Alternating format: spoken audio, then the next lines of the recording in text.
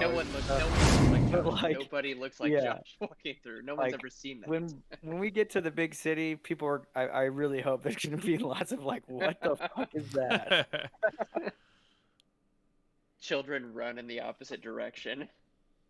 The police are instantly alerted to our position. Flee for your lives. Yes.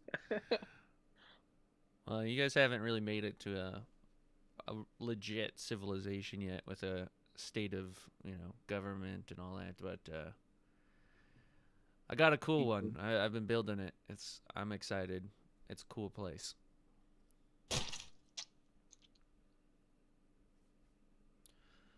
Booting up Tabletop Simulator real quick. I guess not that we'll be using it that much. We could be, yeah.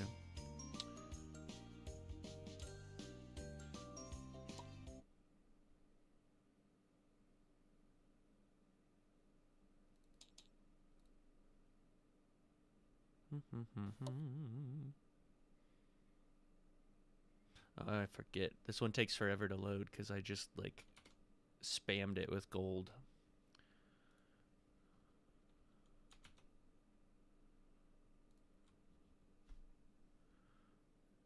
Did I lose you guys? You still hearing me? I'm still here. Okay. Yeah. No, I was opening up YouTube channel. And it's only like a 3-second or 4-second delay this time. Is it usually more than that? Usually, yeah, 7 or 10. I got the high speeds internets. It always says it's excellent. I mean, it'll never be truly live. It'll always have a little bit of delay, but I don't know. I think we're pretty live. live wire, like the Mountain Dew drink. I don't think I ever actually tried that. I forget if that was the first one that they were like, this is gamer fuel. You know Like what was orange, the best? I think. Surge. Surge was good. They still sell. Surge It's is still pretty out good. there. I still have it at like McDonald's at Walmart.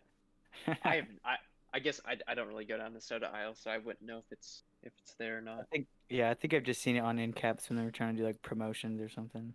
Oh man, Surge was so cool. What other cool drinks were there? Dr. Pepper 10, that was cool because it was just for men. I don't remember that. I forgot about that. That was their campaign slogan. Dr. Pepper 10, it's just for men. That's gotta be like it was the aged exact like same as milk their kind of diet thing. Dr. Pepper. They were just trying to get men to buy diet Dr. Pepper. I remember that now. That's right. That's funny. Man, I totally forgot about that one. Yeah, I don't know. Choco Tacos, those kind of faded out of. I mean, they're still a thing. Those like are still but, at convenience stores. Yeah. They're not at Taco Bell anymore, though. No, yeah. I used to buy them like by the case at Walmart. I used to think that was like peak delicacy as a child. We would go to Taco Bell and pretty rad. Yeah, oh no, they're great. I just mean as a child, I always thought I was super special when my parents allowed me to get a Choco Taco. I was like, you don't need your parents' permission anymore, Christian. I know, but they don't sell them at Taco Bell anymore, so it's not the same. It's not the same. Oh. But if everybody's here, we can get started on the fun facts. The facts of life. Let me pull up my page that is blindingly white in comparison to every other of my pages. All right. Yeah. Your face really lights up. Yeah, it's... Oh, thanks. Yeah. It lights up so much, you can see like my white shirt reflects the green from the green screen, and I disappear. But let's see. The question for tonight is, if someone was to ask you a question, what would be the best question to ask you? And we'll just start at the top. Kobe, what is the best question someone could ask Billy Banger? Oh, the best question asked Billy Banger is, how do I convert to Helm? I figured it would be something along those lines. What is the best way to convert to Helm? You'll have to ask that question as an actual person who's looking to convert. Okay. Very What specific. is the best way to convert to hell? Gotcha. All right. That will definitely happen with an NPC the first chance I get. The golden dragon. Hey, how do I convert to Yeah. hell?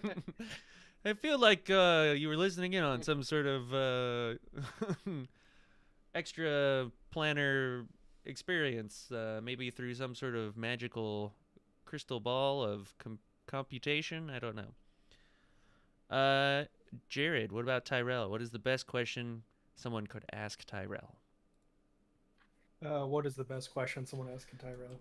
Okay, what is the best question? That way he would have an idea. He would know what to tell you. You know, reason, that reason, really is the best Tyrell answer you could have given. I think so, because it, in effect, causes an infinite loop and It does. issues with ever really finding a real answer. Yeah. Yeah, no, it continues to propagate nonsense, and no one gets anywhere. All right, Cameron, Ranger Steve, what is the best question to ask Ranger Steve? Do you want this extra beer that I have? Because the answer for Ranger Steve is always Absolutely, yes. okay. Even if, like, what if it was a type of beer you didn't like? If it costs 0 monies, I'm gonna drink it. Okay. Yeah, it's still free beer, even if it was gross. I mean, my favorite beer is free beer, so I've never ran into that situation. Yeah. Well, that leads us to you and Tug, Josh. What is the best question to ask Tug?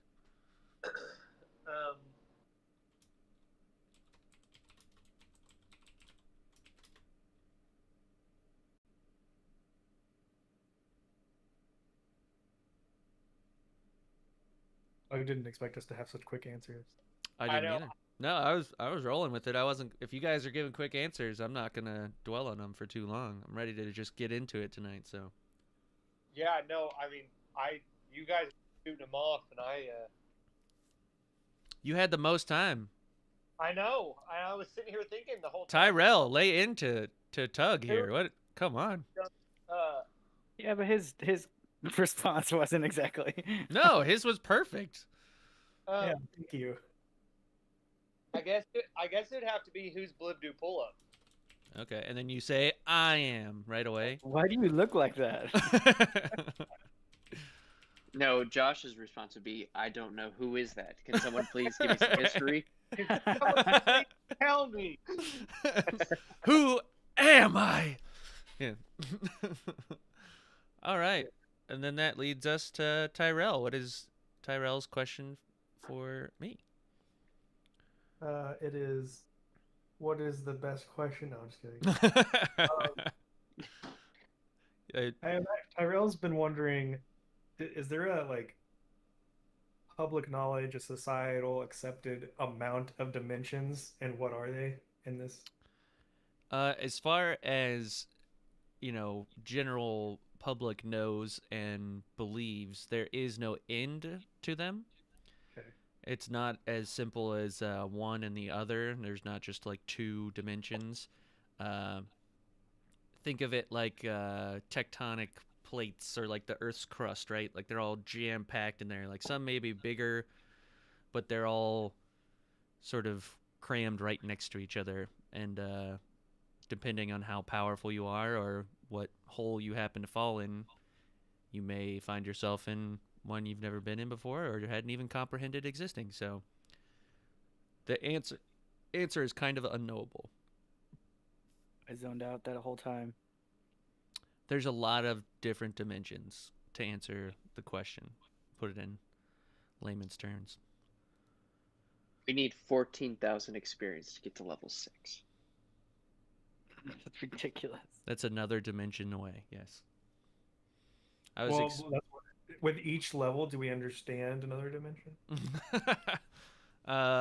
You know, some of you, I guess, depending on what you are classing could gain like arcane knowledge, which could be about that, but I don't think any of you are particularly interested in that. You probably have the most experience out of the group with, different planes of existence, maybe not so much in that sense, but that your soul is rather loosely tied to your body kind of thing, But he's not going to tell us about it, so we're going Well, to it have to really learn. doesn't matter how many dimensions there are, because when you're dead, we all go to one of two dimensions. You go to be with Helm for the rest of your life, or you go into the fires of eternal doom. So Who hangs out it's there? Damn. what? Who hangs out there? Yeah, everyone who didn't worship Helm. Yeah, that's where you go. Just eternal fire. Is there like an opposing helm down there? No, it's ran by anarchy. It's just fire. Is there a dragon? There could be, yeah. Don't say that too I loud. would imagine there are. Don't offend him. But I will open up the tabletop simulator stream for you guys. And we will get started. So last we left off, we had some technical difficulties. I think running all those programs and everything on my computer all at once just led to some funky stuff. But what was it, Ranger? Or no, Tyrell, you Tyrell. got the last piece of equipment. Not the last one, but the most recent one, which was the Universal Solvent Glue. Essentially super glue. Which is pretty useful, I would say, for an artificer. Or just a prankster. Because, yeah, that could go one of two ways. But this time around, the dragon is going to just propose the challenges, and you guys are going to either accept or, not accept. No more picking, a little bit more streamlined. We'll have some stuff that'll require you guys' involvement. But without further ado, the dragon has an important question. How does one convert to Helm? Oh, that's a great question. Are you looking to convert yourself? I am. Oh, are you sincere about this? A gold dragon is always sincere. Oh, well then, perfect. First, you need to renounce any other gods that you worshipped. Number two is going to have to be a gift to a current member of Helm, whoever you're confessing to. You need to confess that Helm is the one true God, and you will never stray away. And you live the rest of your days telling everyone about him. I thus renounce Tiamat. I will follow Helm for the rest of my days and spread his good word. Please take this treasure as a token of my faith. Alrighty. and he sort of beckons one of the kobolds to open up the treasure chest in front of you. I was kind of hoping he was giving me a kobold. He's not into the slave trade, but No, that's unfortunate. you may be able to barter for one. I don't know. But he opens up the chest, and in the very bottom of the chest, there's a tiny little ring. And upon inspecting that ring, it has a picture of a guy doing a jump with like one arm up in the air and like split legs. And on that ring, you realize that it is a ring of jumping. And while you wear this ring, you can cast the jump spell from it as a bonus action at will. But you can only target yourself when you do so. So essentially, look up the jump spell, and as you're wearing this ring, you can cast it freely. Do I have to you'll be able attuned jump to as it? high as any of us. You do not have to... you do have to attune to this one. I'm sorry, I was looking at the card now. Does he have to atone to it though? Yeah, the dragon already atoned for it. Do I need to do that? You could always atone to your items if you'd like, but it's completely unnecessary and completely ridiculous. How many total items can you attune to? Uno, unless you're an artificer of a certain level, and then you can attune to more. Gotcha. Okay. That's the tricky thing about powerful items is, you know, maybe They when suck. you go into a certain encounter and you realize, oh, I might need to jump a lot, maybe you equip that, but that also requires Would I be attunement, able which would to be some to time. wear this without um, attuning to it? You could wear it, yes. You just wouldn't be able to activate it, essentially. Would it fit on my pinky? You find that the ring is mysteriously crafted to fit your finger. Any Oh, finger you perfect. desire. Yeah, Yes. it's gonna be a pinky ring. All right. You have the Jumpman pinky ring on your pinky. Sounds like spyware. The Jumpman pinky ring. Oh Very well, well. Mr. Gold Dragon, what's your name? I've been calling you Gold Dragon this whole time, but now that you're a brother, I can address you by your actual name. My name is Arcade. Arcade. Okay. Well, Arcade, welcome to the Church of Helm. We try to meet certain times. If there's a congregation nearby, you go in, you sit down, you do some praise and worship. You got to listen to the leaders there. I'm actually one of the leaders. I passed a recent trial given directly by Helm. So Where I've been is I've the been. nearest congregation? It was in a forest in another dimension, I think, is what you said. It was in Lambros. We were up in a tree. I converted full of a tree to Helm. It was pretty. It was a great day. So When do I meet this helm? when you die, you get to rest forever. I'm afraid that will be some time. Well, okay. You'll have plenty of praise and worship opportunities until then. Maybe the kobolds will all join. You want us to kill you to see him No. sooner? I do Okay, not the last- wish to die. The last person we met really wanted us to kill him. So, Who was that? Derek. I do not know of this Derek. Yeah. What did He he was a look good like? guy. What's that? What's that? What Can you did speak he louder? look like? Pretty normal guy. Chiseled chin. Hollow voice. Dark cloak. Kind of Halloween-y a little bit, you know? Vodrosk Daru. You killed Vodrusk Daru. No. No, we killed Derek. I don't know why he said that name.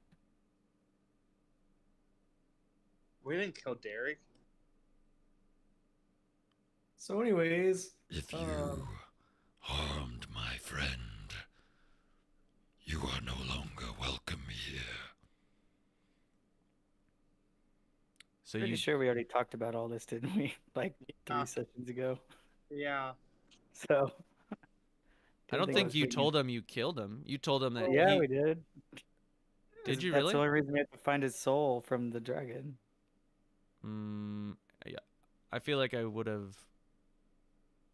I don't know. Because he said Vodrosk Daru is his friend, and he will help us save his friend from the green or the emerald dragon. Right, but you guys never. I mean, I will go back and check. I don't think you ever said that you killed him. You said that he sent you there to kill the Emerald Dragon and to help him escape from it, but you never said you killed him. I get what you're saying. We never actually told him that we had to kill him to send him back to the Right. prison. I mean, Well, just We like still have yet to say that we killed him. I said we killed Derek, and he just said that guy's name afterwards. So we have not said that yet. maybe if you explain a little bit farther. Arcade, if you do send us on our way, you got to make sure that you say, "Peace be with you." And if someone says that to you, you say, "And with you as well." That's what we do as brothers now. So You're deflecting. Why did you kill Vodrusk Daru?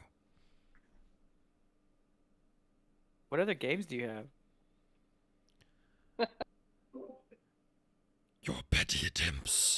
distracting me will not deter my attention from the murder of my friend. Oh no, he wasn't murdered. He No. asked us to kill him so his body would go back where the Emerald Dragon was, so that way we could go and rescue him. That was our whole quest. Fool. Yeah, it was full consent. Yeah. This group of friends here is all about consent. Please provide an example. Well, we asked some people in this town we saved if it was cool if we saved their town, and they said absolutely, please help us. And so we put out a bunch of fires, and we saved the entire town. This is true. We did save them. They were getting ready for utter destruction, and Yeah. we stopped that. There was not utter destruction. Forgive me if I do not believe you, but typically someone would have names for these towns and places. It was the Trident, so pretty big town.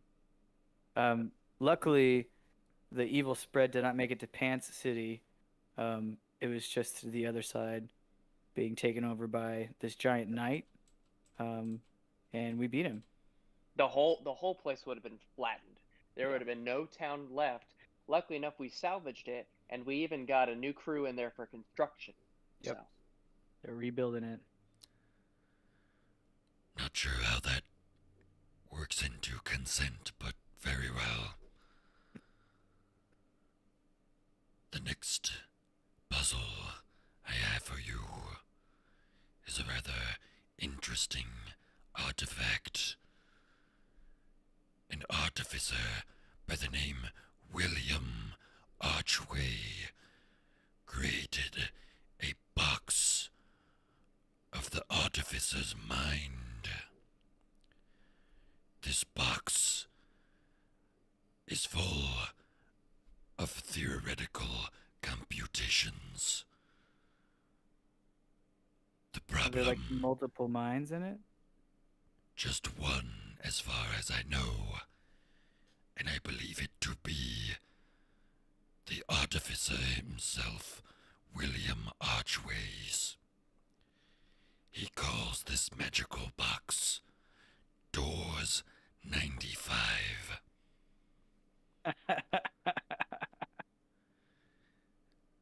The artificer's box, Doors 95, is somewhat of a perplexing item. It is insistent on a text-based adventure where you have to survive the challenges it presents to you. So far, no one has come back alive from the simulation. I challenge you. To have it? Well, how would somebody come back dead? Because you're dead, you're not coming back. That is very true. Poor choice of words, but Maybe do that's not why they fear. died. The death is only the simulation. You yourselves remain outside the Doors 95 magic artificer's box. So merely your avatars will be the ones to perish. Oh, that's fine. Yeah. If you defeat this game, you may have the remaining 3 treasures. And a kobold.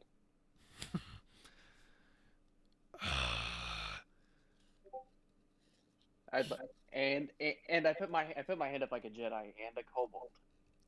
I do not know why you wave your hand in the air, but I would need a greater risk reward in exchange for one of my loyal companions. I have this ring of jumping. I have no interest in a trinket I gave you. Okay. In What my about a harp of honor. a satyr? Interesting. If there is a kobold among thee that would exchange itself for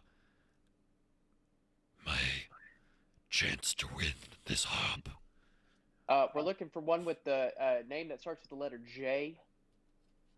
perhaps? Jack, James, Johannesburg. May I ask why? Oh, that was the first letter that came to my mind. I assumed it had to be a revelation from Helm. So that's how Helm works. If something comes to your mind, it's a revelation. Mhm. You're gonna have to work on it. It's gonna take years to get practiced into that, but I've mastered it. All right.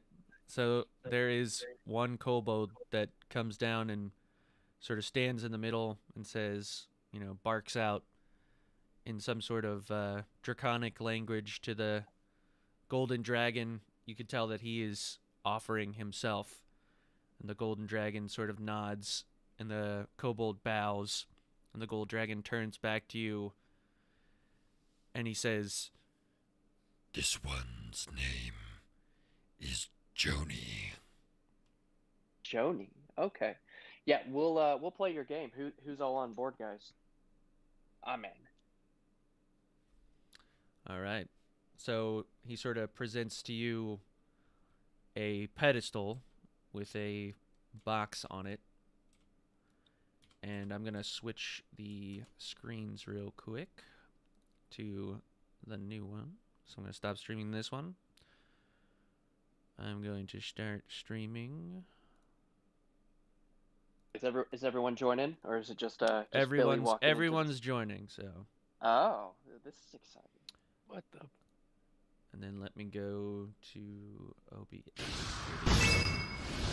and swap over to the AI dungeon. All right.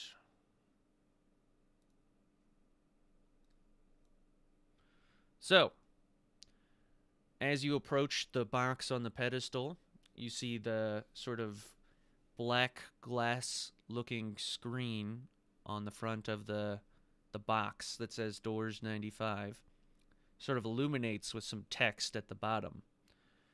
And it says, our story begins with a group of adventurers living in the medieval kingdom of Larion. The kingdom is filled with small villages and thatched cottages and has been relatively peaceful until now. The adventurers are on a quest to find the magical staff of Zalos. They walk through the forest and notice a band of mountain dwarves. The dwarves are friendly and offer them food and drink. Then one of the dwarves turns to them and says, give us the dragon eggs you stole from the Mountain King, or you'll die. The adventurers don't know what to do. So this is how the game works. You can either do or say anything you'd like. I'm going to type it into the chat, and then the artificer's intelligence will tell us what happens next. Your whole idea is to succeed the encounter, to beat the computer at its own game. So, guys, do we want to vote on a saying, or do we want to just take turns and everyone just say whatever you feel is best? Boy, the latter sounds dangerous. you can die in this game, at least your character in the game. And to be fair, a loss in this would result in the Golden Dragon getting to ask you guys a bunch of questions and maybe pilfer through your inventory as well to see if anything is of interest. Is that what we agreed to? I would give him a harp. Okay. It's more like he's getting to scry your inventory and merely obtain the knowledge that you may have something of his interest, not that you're giving it to him. Just that. Well, that's a good chance for me to try to deceive him. Yes, there's that chance. But just like any other thing, this is just a text-based adventure, so you can either do or say. Don't worry about the story one. That's for me if we need it. So. What do you guys think? Should we vote on what we do as a group? Should we, whoever says something first gets to go, or should we just take a turn and everyone take a crack at this adventure? I like starting with whoever says it first, and then we can offer to veto.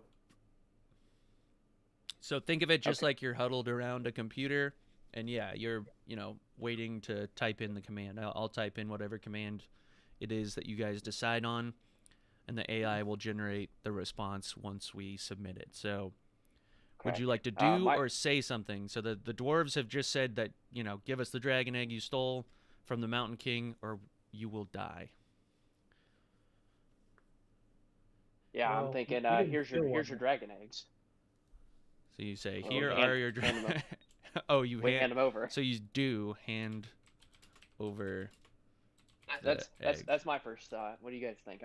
We shouldn't have stolen them in the first place. That was our first fault. We only get one chance at this. I mean, yeah. Well, it's probably like a dialogue. I'm sure, depending on what we say, something else will happen. Oh yeah, yeah. Have you guys ever played one of these before? I have never played this before. Okay.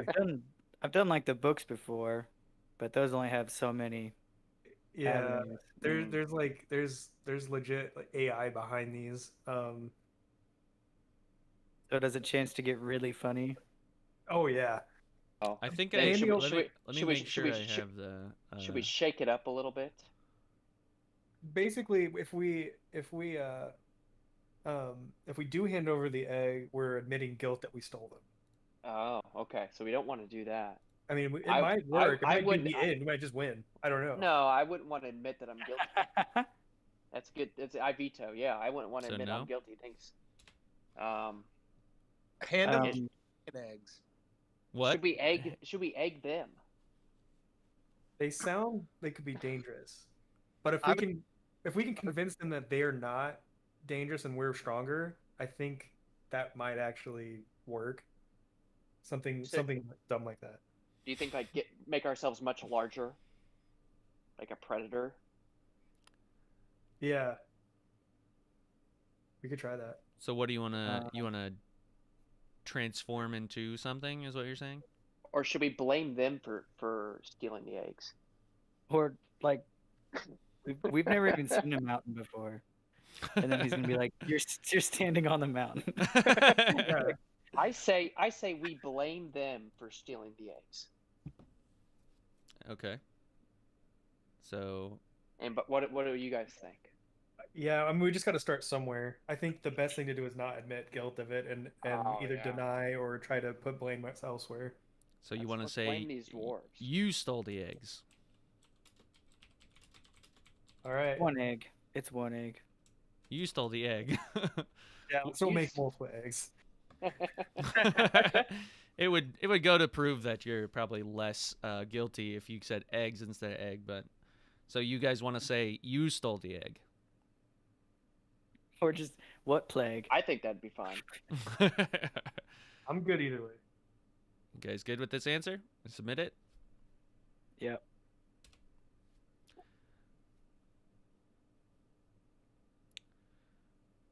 The dwarf stares at the adventurer in shock. I don't want to fight you, he says, but I will if I must. The adventurers are unsure of who to trust. What do you do next? Stand in a big circle with him with finger guns pointing at everybody. So that's like Stand up. admitting that we're gonna fight. I don't know if we should fight. Like, I don't know how strong they really are. I think we should hug him. He's confused at this point. Okay, so do you want to stand in a circle with finger guns, or do you want And to that's hug a him? pretty good option. I don't. Should I'm thinking we should try to break? make can we- them Can we break for understand that lunch? we're stronger and that they really don't want to fight us. What if we stopped for like a lunch? Let's talk about Okay. it over a We've been meal. going up this You mountain. could try quite a bit. that. Yeah, just divert it completely. That might. Yeah, or you could just say little you is gonna fight monstrous me and laugh. That Yeah. might- See. Yeah. See, yeah, We should laugh at him. We should laugh at him. I agree with that. Yeah, if we can get them to feel uncomfortable with trying to fight us, it'll set the precedent that we are much stronger and there's literally no choice. And even if he does fight us, then we should win. So you want to intimidate while laughing, is what?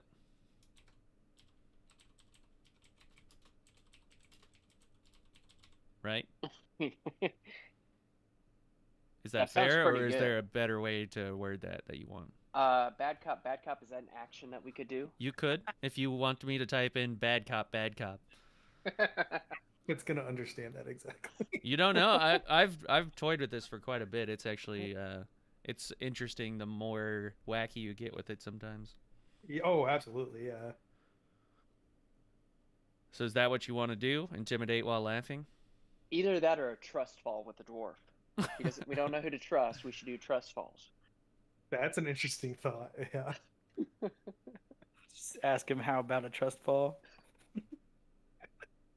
Okay. Is that what we want? Yeah. How about a trust fall? We'll see. We'll see what happens. The mountain dwarves look at each other and begin to laugh. One of them pulls out an ornate ivory horn and blows it into it, producing a loud sound. The adventurers Oh, are no. surrounded by a group of short, angry dwarves. They're short though. We need to call out that they're short and that we're much bigger. Could we stack ourselves into one mega person? You Oh my you God. could. So you stack into one mega person, right? With Tug at the top, that's got to be pretty fearsome. Do we have all of our weapons and items and stuff in this? No, this is Theoretical. theoretical. So it's you guys are, generic character. You guys are adventurer, and you are Okay. in this fake land. So Can I be Adventurer 4? there is a way to do multiplayer, but I figured just for the sake of it, this would be Yeah, easiest. So. This is not this way. It's not D&D within D&D. It's more of Right. a session of like this. I mean, we could challenge them to rock, paper, scissors. Okay. So what? Yeah. I like it's the up to you mega guys. person. I think Do we they like the already have Megazord? weapon. There, we need. I think if we There's need to only one- establish. We're only one person. That we is as true. A body. We as a Our story begins with a group of adventurers, right? It just says one adventurer. So you are just one. It Damn says the It does say a adventurer- group of adventurers. Yeah, you're clear. You're in the clear. There is a group of you. I think the weirder we get, the more likely we can win. If we do something like the mega person, I like that. Let's We make all it really stack on top of each other into Yeah. a mega person to make ourselves taller. super coordinated. While making loud noises. While making dubstep noises. Get out of here, bear! Get out of here, bear! Be gone. Yeah. Is that good with you guys? No, put one mega adventurer. Yep. All right.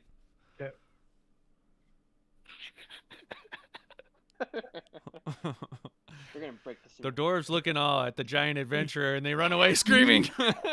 Yes. You have to intimidate. That's amazing. Do we win? No, you keep going. Well, who's left?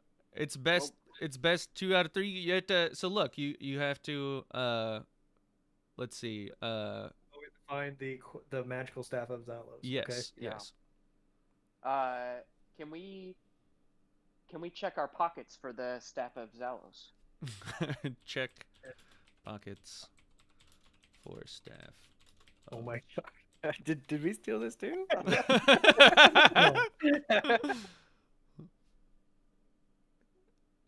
The mountain dwarves return with more friends and begin to pelt the mega adventurer with rocks.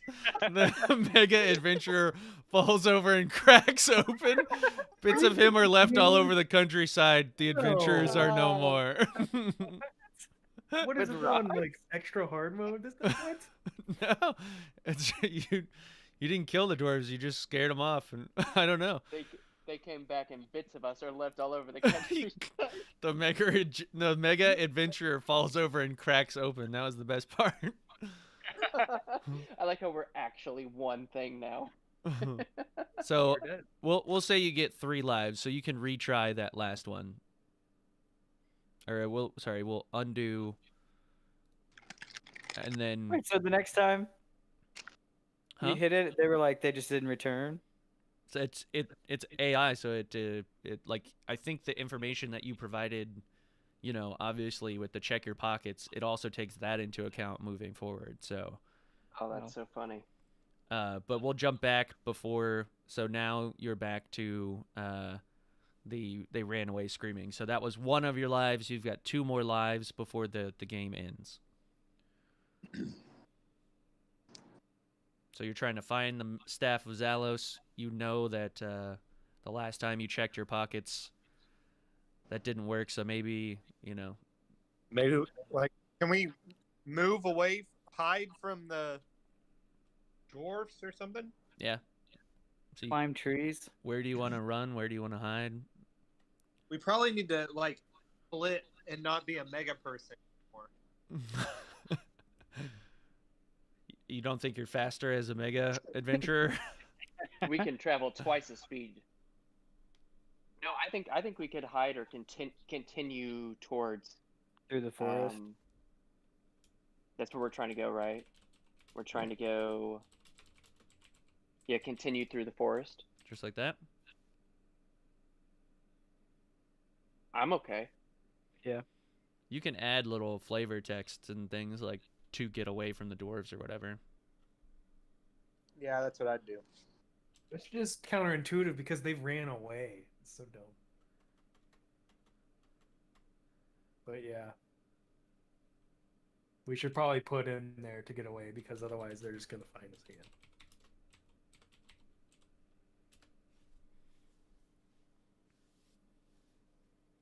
You run into the dwarves and die. The adventurers run through the forest and arrive at a stone bridge. On the other side is a castle. You notice an old man in a robe standing by an old well. Ooh, let's talk to him. So you just want me to type in talk to him? Yeah, hello, old man. So you say hello, old man? A top of the morning to you. Is everybody good with that? Are you just coming in hot with hello, old man? Whatever you guys want to do. Man, just that, got by that welcome well to sure the- is old. Hello, senior citizen.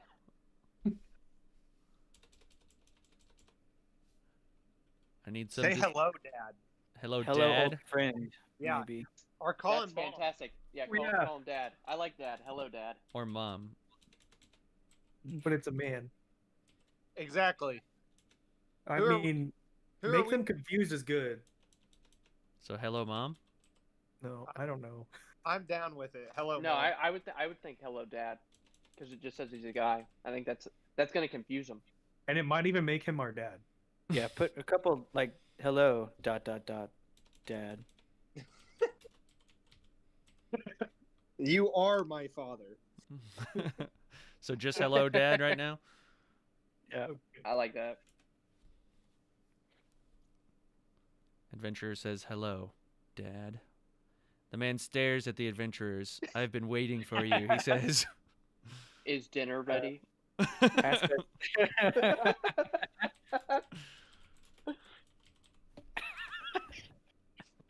Yes. His mom down there. Does Mom have dinner ready? Is Mom, is Mom waiting for us?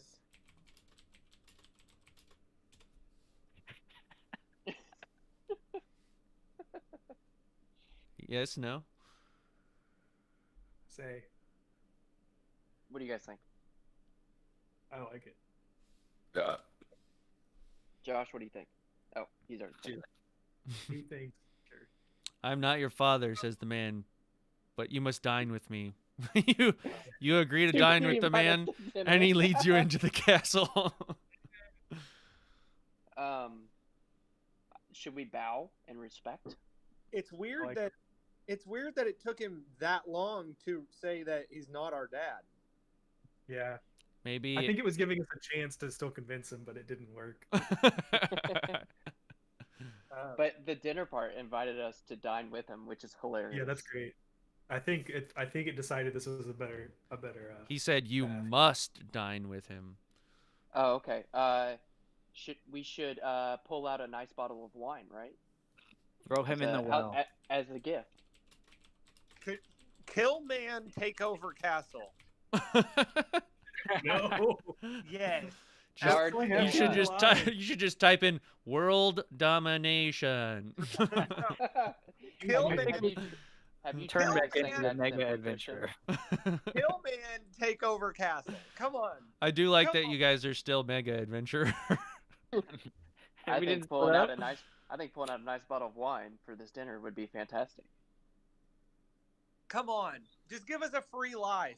Like, Hillman take over castle. I don't think he's the only one. Oh. Yeah, I think there's going to be guards. We may be dining at his castle. There's got to be guards there. And there's one mega adventurer. The last time the dwarves killed us with rocks, we scattered over the mountainside. Yeah, you God, fell open and cracked open. Yeah. How many opportunities do we get to take over a castle? Hillman. Which- castle. We could still do it, but with wine. You really think the old man at the well is like the latchkey to the entire castle? Like he's the guy in charge? Well, they don't. They don't I just think we let can convince anyone him. invite people to dinner in the castle. So he's Okay, I gonna- got new Unless idea. he's the cook and he's trying to bring us in and cook us. Ooh. Throw him in the well, and then one of us dress up like an old man to then walk into the castle, What are we going to And do with then- this nice bottle of Chardonnay?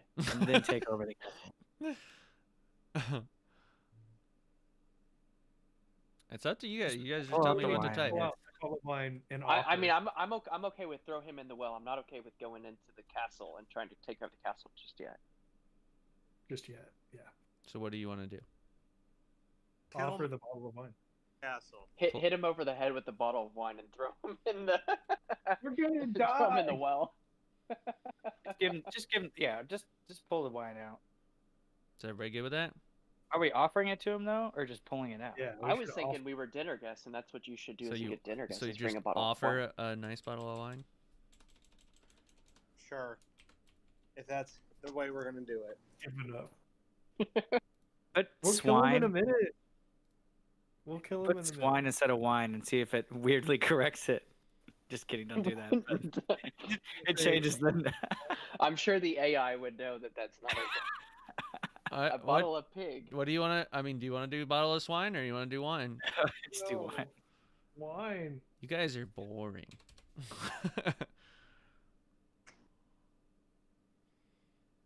The man smiles at you as he takes the bottle of wine. Follow me, he says. Dinner is ready. You walk into a huge kitchen where a ghoul tends to a large pot on a roaring fire. Oh my God! This is our chance to catch a ghoul in a net. We could use a net to catch this ghoul. Throw Pokeball, catch ghoul. Yes, throw a Pokeball at the ghoul. Okay. Here we go. This is hilarious.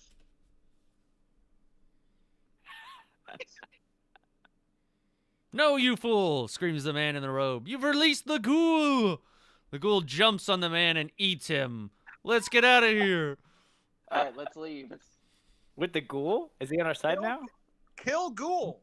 Doubt it. He Kill just said, "Let's ghoul. get out of Yeah, here." that goal's No, gonna no, beat us and that's say, that's "Damn, let's-" that's you guys saying let's get out of here. yeah. Let's Yeah. get out of here. Way cooler if the ghoul said that. He's like, he's let's- trapped me here for years. Like, let's get out of here. I like just repeating. Let's get out of here. So, say let's get out of here. No, we need to get out, otherwise we're going to be eaten. Okay, let's physically get out of there then. Okay. Get out of there. Leave castle. Get out of there or leave castle? Which one? Leave castle. Maybe there's a princess that needs to be saved. I don't know. Too bad.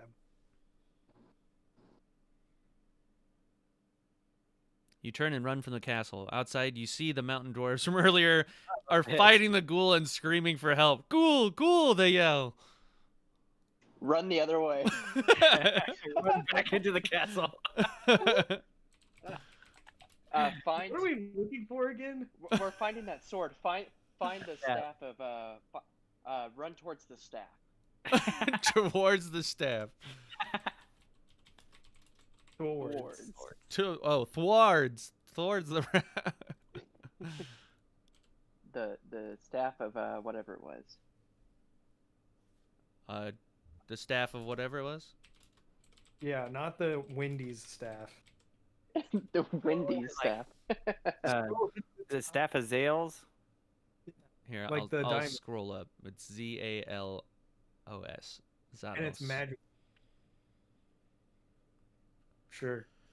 So run towards the staff of Zalos, Like, what is it gonna do? I don't think it's gonna work that well, but just like that. Yeah. we might die.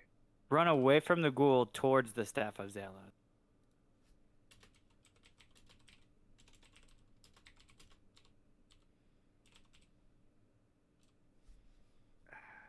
It's not gonna work. We can try it. It's up to you guys. Yes or no? You still have 2 lives. We still have to take over the castle. You That's don't not- have to. You just have to find the staff of Zalos. You guys, It might be in the castle, I guess. in true to your nature and form, you have lost sight of your goal and are just running around with your heads cut off. No. Okay, fine. We'll pull out the book and read what we're supposed to do. Is this what you I want to mean, do? I'm okay Or with trying this. okay, I don't think it's gonna work, but we could try. everybody else cool with that? Yeah. Do it. The dwarves throw rocks at you. you crack open. You are little pieces. You turn and begin to run the opposite direction towards the river when the ghoul leaps onto you from behind. It begins to eat your flesh. Ah! Eat the ghoul back. Eat the ghoul back. You're not dead. It doesn't say you're dead, so Yeah. Kill Wait. Ghoul. No, say, wait, we released you. I like we that. freed Yeah. you. Dad? Is dinner ready, Mom? Wait, ghoul, you're my father.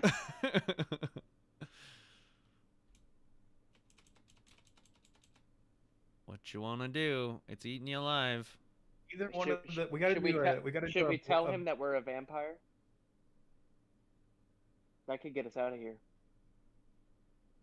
I don't Are know you how, sure? but no. I don't know.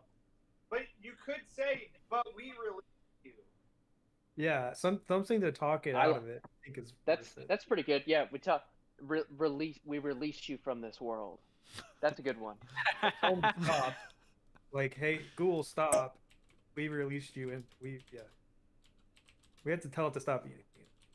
From the castle. From this world. From the your past. prison. Ooh. Like that? Well, we have to tell him that we want it to stop eating us. Just say, stop, ghoul. We release you from your prison. How does that sound? Are we like priests now? Is this? Oh, we are. We're a Megazord priest. Christian, where is this game at? This is hilarious. This is just online. You can play for free for a little bit. You had to do a paid version if you want to go for a while. Even that has like it needs time to recharge. It didn't used to be that way, but it's gotten enough popularity that I don't know. You can do it like over the phone in group texts though. It's a fun little thing. You can just visit Is it? anytime. Isn't this in past tense? We released you from your prison. That's what I'm saying. I think Kobe's treating it as if we're priests, and Oh, that's how I was treating it. We're releasing him right now. We release you. but we already released him. We're trying to get him to stop. Like, stop it. We already released you from your prison. That's what I was understanding. Go for it. This one? You good with this one? I'm Yeah. fine. He's just gonna continue to eat you. Yeah. Probably. I mean, And we- absolutely. The ghoul Crack takes a into- moment to think. I'm sorry, he yes. says. You released me from my prison and now I must eat your flesh. It's so bullshit. What? Okay, we're still not dead, so Our He's flesh is listening to you. poisonous. You need to eat the dwarves. That's so funny. I was just gonna say that. Our flesh is poisonous. yep. So just say our flesh is poisonous. You need to eat the dwarves. Yeah.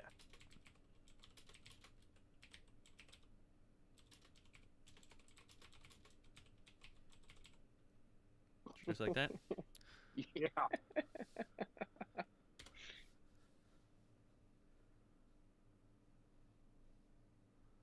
Okay, boss, says the ghoul. You look around and see a large group of dwarves heading your way. I feel it. Hey. Sick 'em, boy. Do it and like continue. elsewhere. Should we look for eagles to fly us to the To the staff.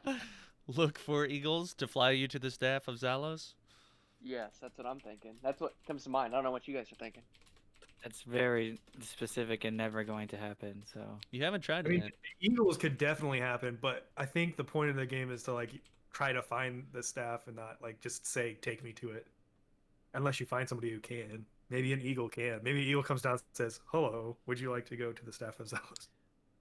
Think of it like an adventure. How would you find an item? You would have to probably find someone who knows where it is, and then once you found someone who knows where it is, then you go to the Christian, location. hold on. I want you to say 1100110111. He'll know what it means. Yeah. You should ask the ghoul about the sword. staff, and he's no. he's very flippy floppy on who he's gonna eat. So Yeah, I think I we said need we to let him go eat. take off. Get out of here. I mean, We know that there's a castle. Should we just go try to talk to someone in the castle? Oh yeah, go back to castle. Maybe it's in the castle. Yeah. It could be in the castle. Christian, you say this like you know, but I don't know. It could be I anywhere. was gonna say like I don't think you can possibly know. No, that's why I feel. Well, I mean, we could fine always just look saying for that. eagles inside the castle, so I'm okay with going back to the castle. Okay, fine. type in fly back to castle and see what happens. Yeah, type in. We want to fly to the castle.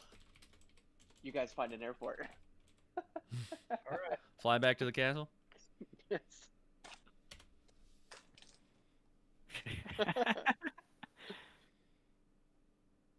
Oh, it's really computing in this one. You turn and flap your wings as hard as you can. You take to the sky. You fly over the dwarves through one. Oh, though one of them manages to grab your foot. What do you do? Oh, we gotta ask for his ticket. Ask him if he has a ticket for the Kick for the him ride. off. Kick him No, off.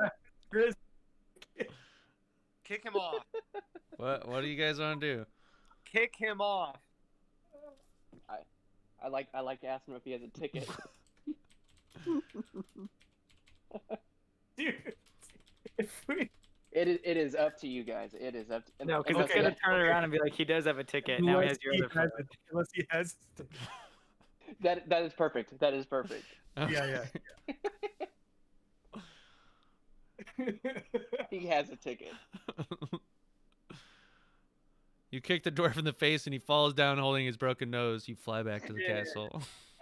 We flap our wings. I Wow, love I it. can't believe it worked. We flew back to the castle. We don't need no eagle. You turn and flap your wings as hard as you can, like we just. All right. Okay, we're at the castle. So you're at the castle. What do you do now? Let's look for someone. Search for clues. What kind of person should we look for? I think we search for clues. Yeah. Yes? Oh, can Pretty we generic. search the body of the old man? Ooh, I like that. So search for clues on the body of old man. Our dad. Old man pop. You want that? For the clues on the body of dad. That's good.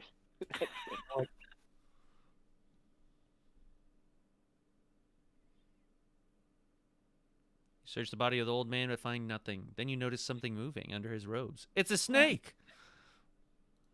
Good. Put it in his boot. Put the snake in his boot. Throw the snake into the fire. That's a good one. That's a good one. Or we could milk the snake. What if we can talk to the snake? Do we have parcel tongue? We have wings. I'm sure we have parcel tongue. Yeah. So do you want Use to talk to parcel it? tongue. Just see if it computes it. Yeah? Use parcel tongue. How do you spell that? Like it sounds. I think it's an S. Is it? Yeah. And that's not it. Did you verify? Okay. Hold on, let me look it up. There you go. I'm pretty sure it's an A after the S. It's actually exactly how you spelled it. Was it really? Yeah. Parcel, like C-E-L. No, Or S- S-E-L. Oh wow. And then what's the Nice. rest? T? T-O-N-G-U-E. To talk to the snake.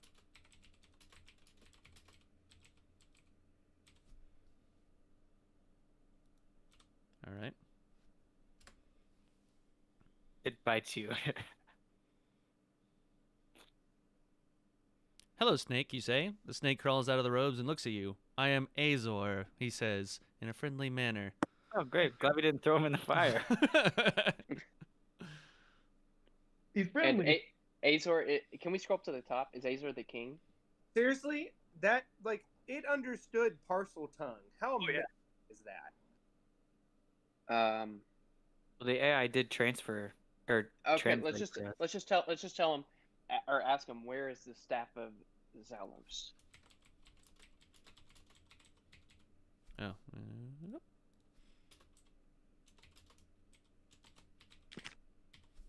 Just like that.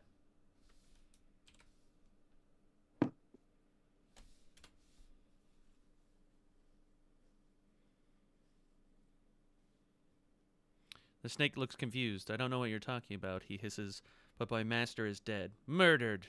The snake seems very sad, so you try to cheer him up. Let's bake him a cake. Okay. Bake the snake a cake. Wait, Bake the snake a cake. Yes. to cheer him up. Yeah.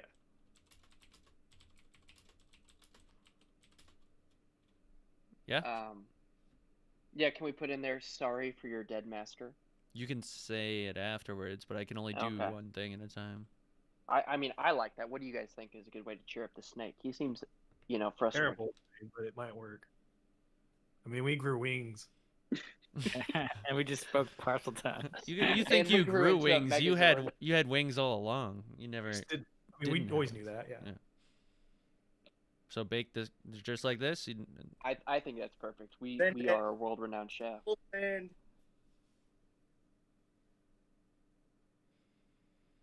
You quickly go to the kitchen and make a nice Victoria sponge. You come back to where you left the snake, only to find a note in its place. It reads, "Thanks for the snack."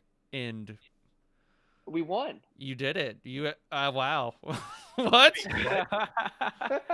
How did we win? Maybe the note says end. I don't think that's it wouldn't say the game ends. sounds like we won. Sounds like we would. How could it go on from there? Let's do a group high five. Yeah, just do that group high five. Look, it's even space end. Like that's a new. Yeah. Yeah, it doesn't have an arrow or anything. But you didn't I find the staff of Doesn't matter. Zalos. It doesn't. Like we- our D&D. We Christian, can do after, whatever we want. after we found Azor and cheered him up, the world finished on its own. Oh, another great adventure over. You think yourself before walking back home? Perfect. Who would have thought baking a cake would end Hey, it says you think to yourself before walking back home. It's clearly alluding that there is. Can I pull up my map to where the staff of Zalos is? Sure. everything's so direct. Wait, maybe the snake was the staff. Yeah. No, he was Azor. Thanks for Yeah. the snack. We mix around the letters and it's old.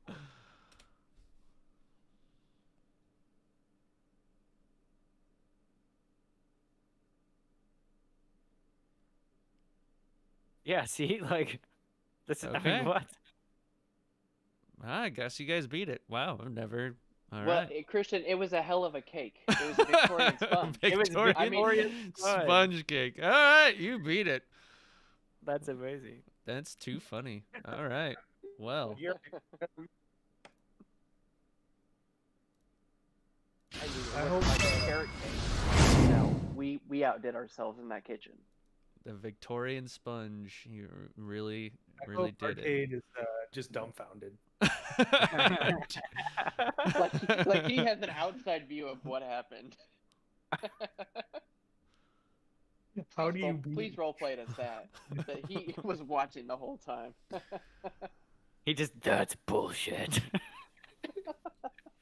What have you done? We made a fantabulous Victorian sponge. You would have loved it. I have been trying to beat this game my entire life.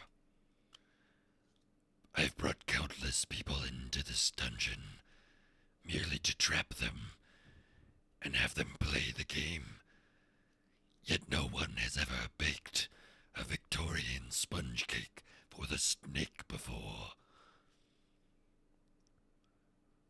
Please And that's where you messed up. explain, why did you bake the snake a cake?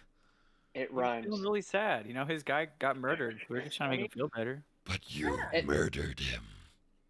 No, the that was ghoul Ghoul. murdered him. We were tried trying to catch fight the Ghoul. This is completely nonsensical. I don't understand. You can Well, see the listen, golden you don't get to dragon see it, start to Ghoul. get visibly frustrated. We'll take our prizes. What was the kobold's name again? He's part of our group now.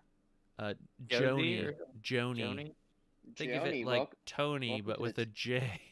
Oh, damn it. Joni, welcome to the squad. Your master is a servant of Helm. Ergo, I think you are probably a servant of Helm. So, this kobold doesn't seem to speak your language, but He looks up at the dragon like, God, what? Like, what? What you promised? But yeah, he's with you now. I mean, he knows the extent of what he promised. So Joni the kobold. you open the 3 chests, and there is a Cloak of Elvenkind. Oh, which Jared, you would love that. requires Tyrell. attunement.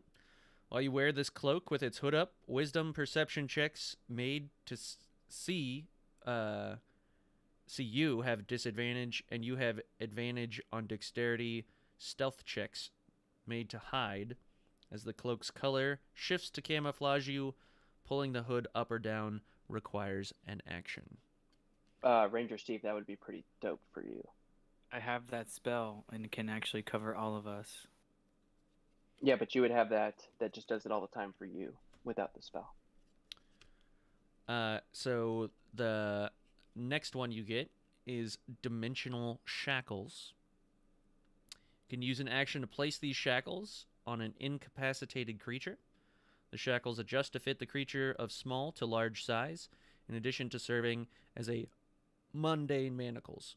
The shackles prevent a creature bound by them from using any method of extra-dimensional movement, including teleportation or travel to a different plane of existence.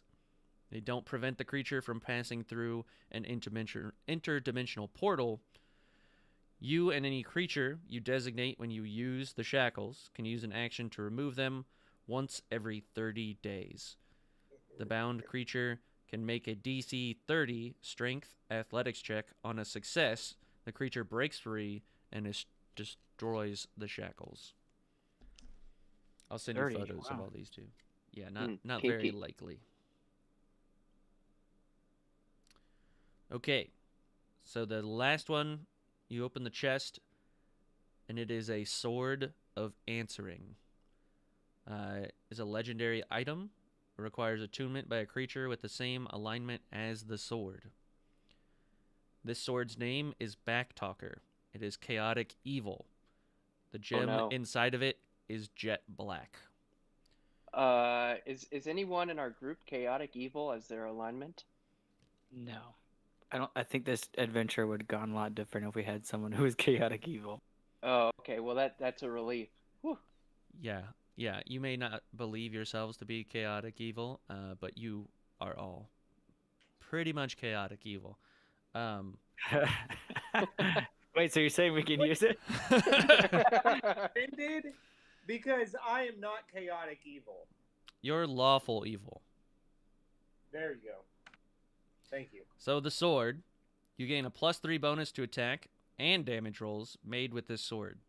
In addition, while you hold the sword, you can use your reaction to make 1 melee attack with it against any creature in your reach that deals damage to you. You have advantage on the attack roll, and any damage dealt with this special attack ignores any damage immunity or resistance the target has. So it is pretty much Badass sword. yeah, safe from any immunities. Obviously deals a good amount of damage and has a good plus to hit, as well as counter attack feature. But yeah, So somebody who is chaotic evil has to use it, and it is called Backtalker. I will send you that picture as well. So you guys now have in your possession from the Golden Dragon the Backtalker, the Dimensional Shackles, the Cloak of Elvenkind, Ring of Jumping, Sovereign Glue, Eyes of Minute Seeing, Boots of Elvenkind, and I think that was it, right, from him? I'm pretty sure. And All right, guys, Joni. come here and we'll glue it all together. And Joni. Don't forget Joni. Is it a two-handed sword or a one-handed sword? It is a bastard sword. That's one, right? It is a long one-handed sword, essentially. Oh, man, that's literally perfect for me, but I don't think I am chaotic evil. You should definitely wield it, Ranger Steve. I'm gonna say Ranger Steve needs it. Yeah. Is that because I'm also my dueling proficiency adds +2, which means one-handed weapon. That's why I asked. If it was two-handed, it would make no sense. I'm pretty sure that we all classify as chaotic evil. I mean, we heard that we did, so I think you're gonna be fine. So who's taking the sword? Even if you're not going to use it right now, who's... Ranger. And how about you guys all, just for the sake of your own inventory, figure out who's carrying what here? So Ranger Steve, you go over and pick up the sword. Yeah, does it hum? As soon as you grab your hand to the hilt, it says, "Ew, don't touch me." I'm going to whisper, "Fuck you," to it. And it whispers back, "Fuck you too." And then I knuckles it and say, "We're going to be good friends." You're never going to be my friend. It's called the back-talking sword, isn't it? Yeah. Yeah. How deep you're gonna shove it? What? Get dirty with. He's used to Jane's Bane. That's why he's used to shoving it deep. Tell him how deep and how many holes you're gonna put him in. Nah, I'm going to throw it in my scabbard or whatever. As you go to scabbard it, it sort of calls out to you, Tug. It says, "I've pierced more than you could ever hope to, you limp dick lobster." That was one time. One fucking.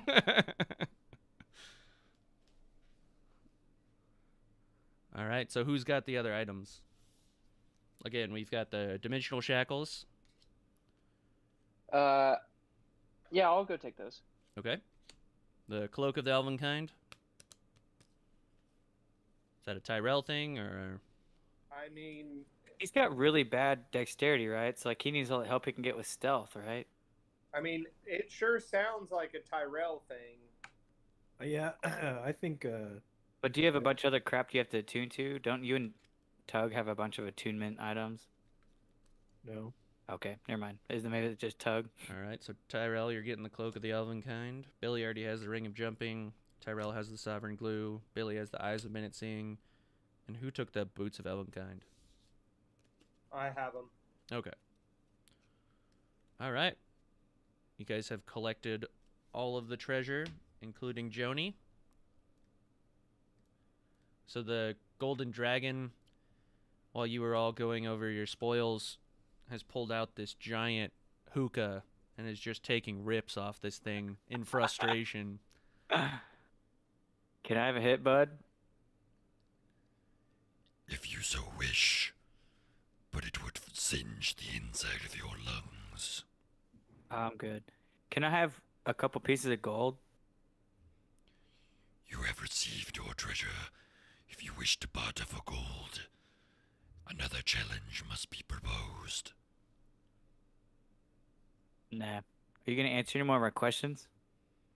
If you so wish. Can you tell us about your friend, Vodrosh Daru? How did y'all meet? Who is he? Like, what does he do? So for the sake of my voice, I'm going to explain to you. Yes. Yeah. And for the clarity, because it's probably hard for Josh to understand through the speakerphone. Yeah, I can't understand a word you say as the dragon. So he explains to you that Vodrusk Daru is his ally.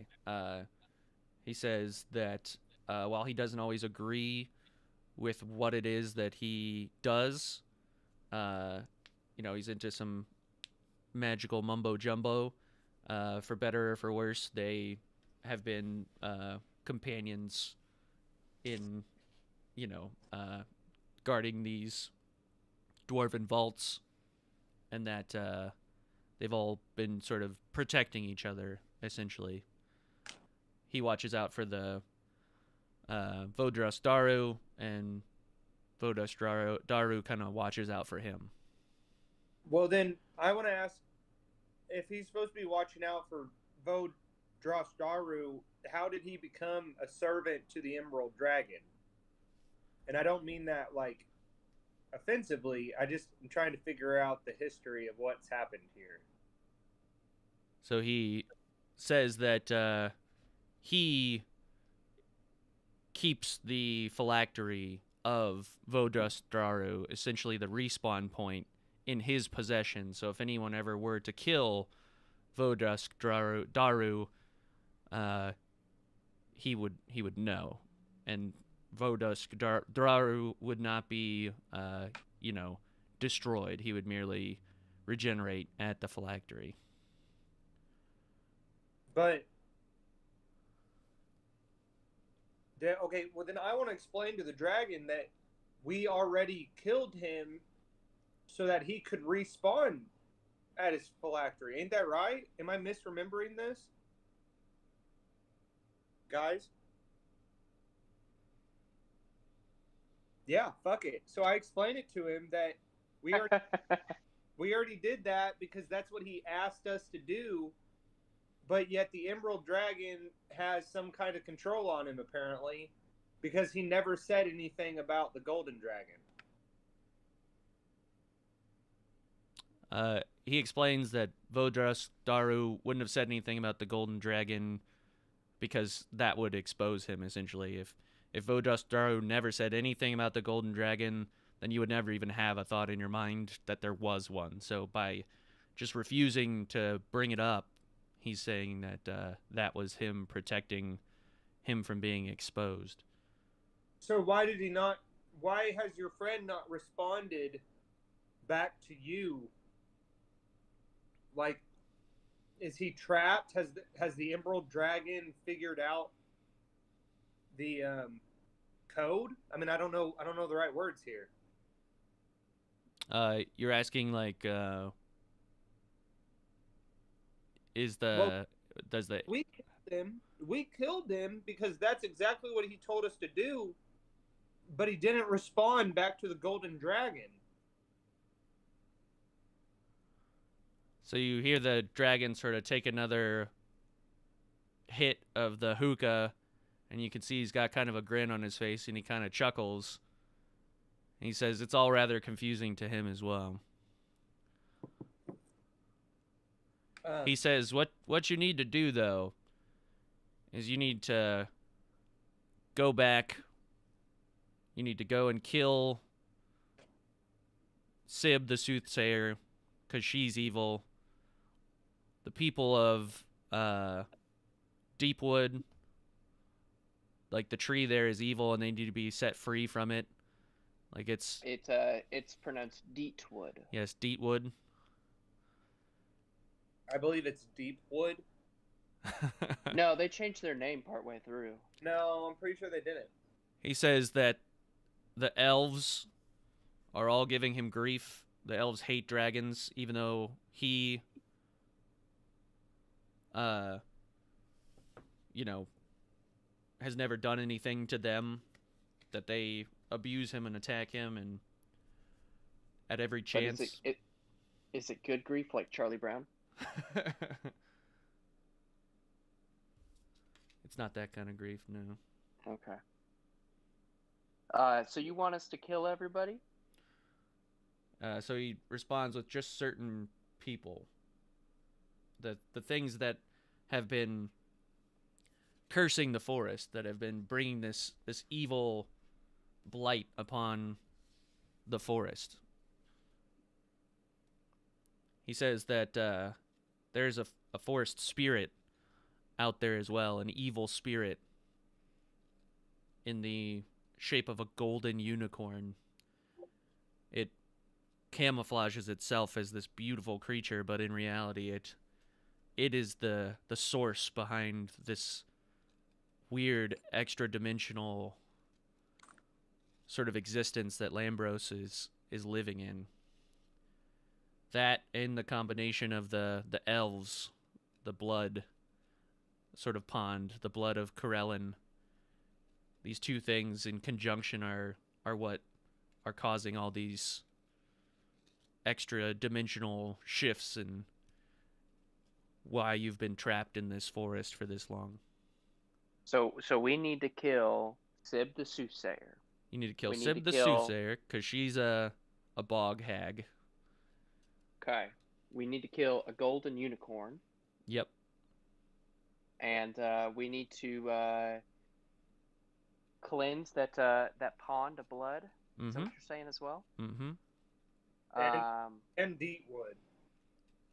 And kill all the people of Deetwood. No, we need to free them from the evil tree. Free, yeah, right. free, of course. Yeah. Wait, hold up. So, is this not? Could this be the Emerald Dragon? This is bullshit. Why are you telling us that all these people have been kind and welcoming to us? Not a one of them has shown us anger or. I did. For the record, I did not like Sib the Soothsayer. Sib the Soothsayer is having turtle soup at this moment. And he kind of turns to Billy and he says, Billy, you're missing out on turtle soup. I would have loved some turtle soup and some turtle jerky. He says that Sib lied to you. He said that list of items that you went to go collect, he says that's the most ridiculous thing he's ever seen. How did you know that we went to go collect a list of items? Yeah, you're stuck in this other dimension. How do you know so much about our journey? You told me you came in this forest to save your friend. Josh, what does your crystal ball tell you? Can I pull out my crystal ball? Sure. Can I take a gander? You take a gander. And the gold dragon takes a big, long draw on the hookah and sends out a green cloud of vapor across the floor in your general direction, revealing your crystal ball of true sight. You see that this is, in fact, the Emerald Dragon. Guys, it's the fucking Emerald Dragon. The I said doors, that, like, as we walked into the fucking thing. Oh the my doors. God. I tried to investigate from the beginning, and Josh ran up and said, "We're here because of what's his face." Oh. The doors. From the beginning. The doors. It's the motherfucking Emerald Dragon, motherfuckers. The doors shut behind you. You are locked into the vault with the Emerald Dragon. I just start laughing. I want to look at Joni's face. Is he confused? Does he feel like he's on our side still? Joni's still looking around, but you can see that the rest of the kobolds, like on the edge and everything, like they're getting kind of worked up into a frenzy. Oh. Like, Well, I want to grab Joni's hand and we take off backwards. Well, wait. Shouldn't we all form into one mega adventurer? There's just like this low. There's just this low, crazy chuckle. I'm just like in this mind crazy chuckle laugh right now. So as you grab his hand, Billy, and as Tug is sort of losing his grasp on reality, you're all kind of facing the music here. You hear the Emerald Dragon speak out to you and say that there's nowhere to go. You literally walked right into my trap. He said that he left all of the doors wide open, recalled all of his enemies, and now, instead of just breaking into his dungeon, you have now sealed yourselves in the vault with him and have to escape the dungeon after killing him. If you could even perceivably do that. He says that the water all around you is the perfect accelerant for his chloric acid that he sort of vapors out. And the mix of that chloric acid with the water creates sulfuric acid and would immediately fill the room full of noxious acidic gas that would render you suffocating. He says that you stand beneath him. You have no power here. That you're gonna essentially do his bidding, or he's gonna end you right here and now. So, who do you want us to kill again? I just want to write down.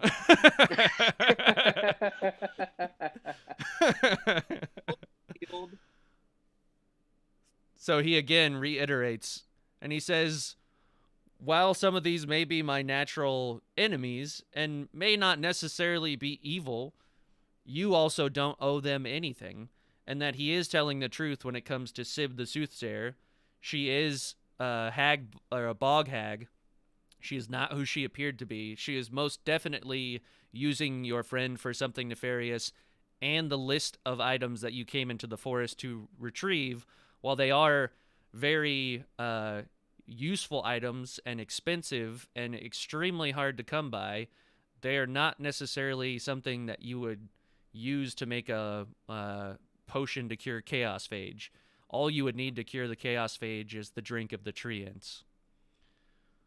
But is he stuttering? Like, does he have? Can I? Like, am I laughing because of his like stutter? Like, you know, like. You mean because his jaw is missing? Half of his face is gone. Yeah. Pretty much. He looks at you kind of puzzled, like, what? Half of his face isn't gone. Well, that sucks. He says, we're- I've never seen you before in my entire life. Until you got within a mile of my lair and my little birds started to see you, I've never seen any of you before in my entire existence. Well, then So were how do you you not not? at the tree? Well, so then you don't know that we already killed the hag, and that tree is done, and we cured that lake in the Elven place. We threw a magical axe into it, and It pretty much just like It- sucked it all up and killed it. So yeah, he, it like drained the pond. It was pretty. so he kind of takes another hit of the hookah and lets out another green vapor trail. This one kind of goes out across the floor, and you can see that he's sort of toying with you. He's throwing that out there. It's getting a little bit closer to you this time. And he says, don't toy with him. He says he knows. He says Well, then you would have known what we are. he said that how naive are you to think you probably fell under the spell of the tree once before. Do you think that the tree didn't use me as a way to make you leave? No, we killed the tree. He says he doesn't believe it. He says, convince me you killed the tree. All right. Well, if you let us leave, we'll come back with all the singed leaves that we burned. He says he would not be so foolish as to let you go. Yeah. Wait, so He says while he, has been in his cave, he does wander around the forest. That's just a horrible fallacy. If you're not foolish enough to let us go, then why would you send us on a mission to kill all these people? You're obviously foolish enough to let us go. He says, in anger, not to test him. He says, never call me foolish again, or I will have you killed here and now. Are you still a follower of Helm, or was that all a lie? I've been lying to you from the moment you came in here. Well, that's just sacrilegious, I think. This is You are all a This is absurd. delectable box of chocolates that Vodras Daru has just gifted me. I relish in nothing more than just having adventurers who hold themselves so high and mighty at my whim and brought so low to the power of me, the Emerald Dragon. Yeah, but you couldn't beat us in a rat battle. All minor inconveniences, all trifles compared to the swindle that I've pulled over your eyes. How You did may you think you're how did you great. not know that I was the Emerald Dragon? How foolish of you to come in here. And how did you not know that baking a simple Victorian sponge cake would win you that prize? I mean, We knew it right off the bat. That was the first thing that we went He to. sends out a jet stream of acid at the statue to your left in anger, and you see it mix with the water vapor in the air, and the statue just melts to the floor. He says, "How was I supposed to know that a Victorian sponge cake was the answer to the stupid game?" I mean, it was pretty obvious. We figured it out. Like, So that wasn't a trick. You literally have not been able to solve that, and we figured out in the first try. I mean, that should be a pretty good understanding of the how the tables have turned here. You need a crew like us, obviously, after the skills we've shown. You have your uses, but what are they? What will you kill these things for me? I mean, it seems like they are doing the things you're incapable of doing. Just from the material we have in front of us, it seems like we're capable of doing the things you can't. He shoots out another stream of acid and melts the king chess piece closest to you, Tug. I just chuckle. Christian, can I just point my finger at him and cast True Strike? Sure. Oh, okay. We're just going for it. Well, it just gives me insight to his defenses and an advantage if I was to attack. So are you gonna try and cast this stealthily, like he won't notice, kind of thing?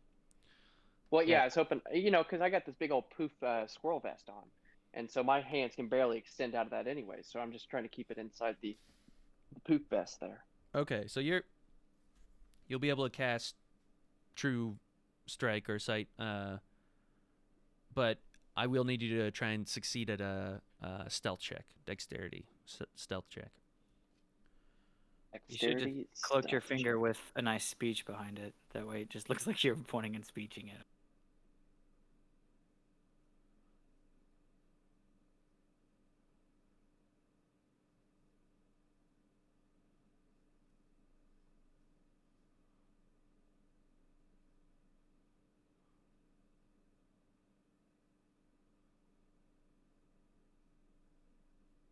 I got a 14. Okay, you succeed. What would you like to know about the dragon? What's his armor class? 21.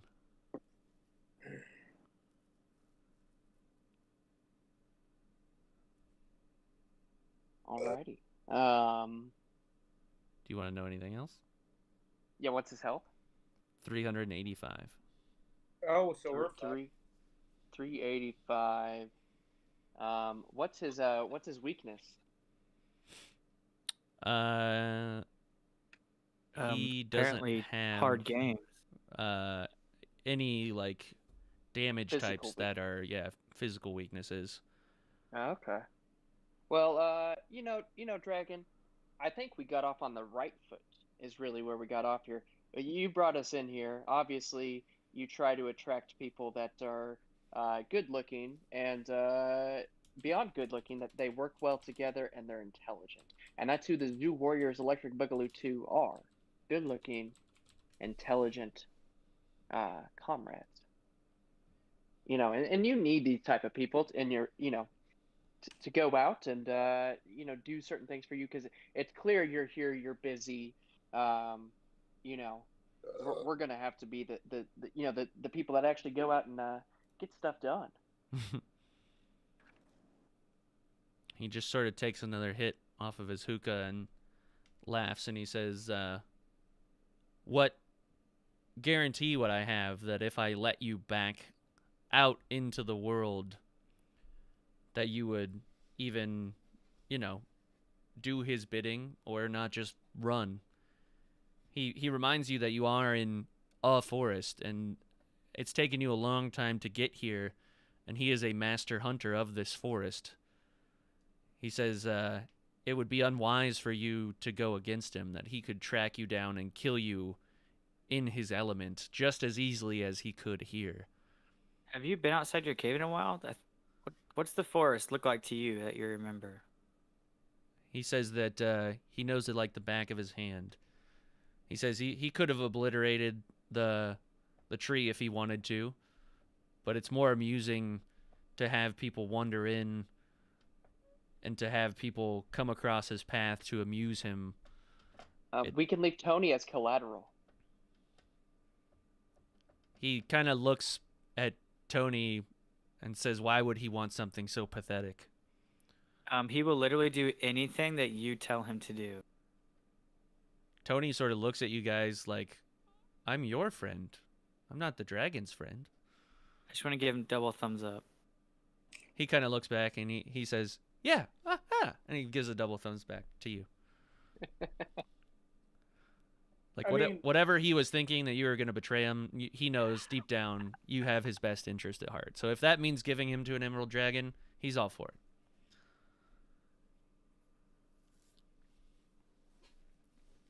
And I'll even throw in this harp of a satyr that you were so interested in earlier. The Emerald Dragon sort of chuckles and says, there is something you could do for me. He says, Vodustraru is not my friend. He said he sent you here to kill me. And that betrayal, it is not going to go unanswered.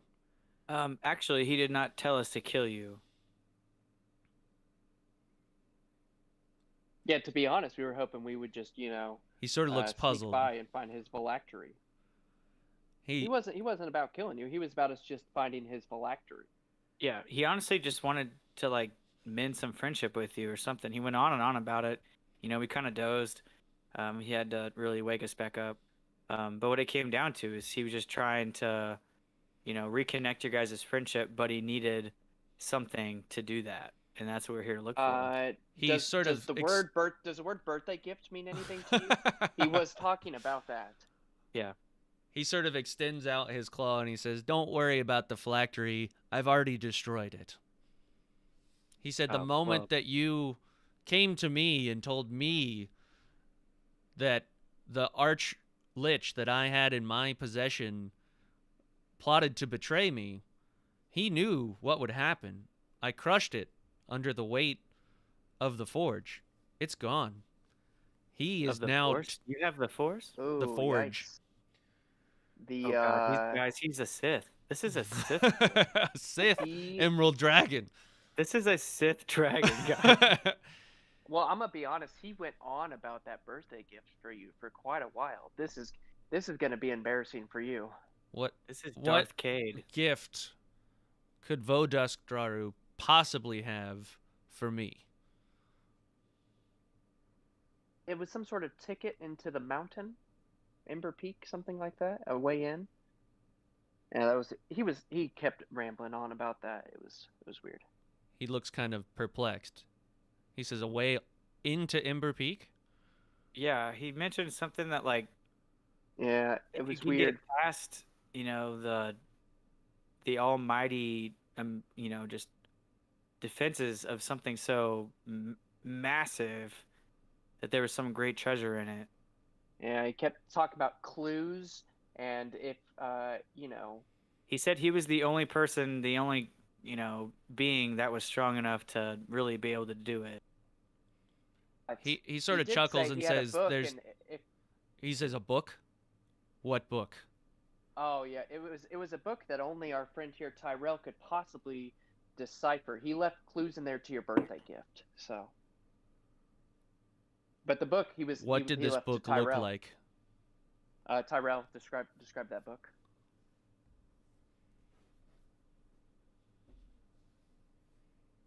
Don't be shy. Speak. Tyrell. What book are we talking about? The book. What did it look like? It looked like a book, I would assume. The cover, the insides, what was in it, you dolt? Recipes for Victorian sponge cake. I should have you killed. Guys, should I tell him? Yes.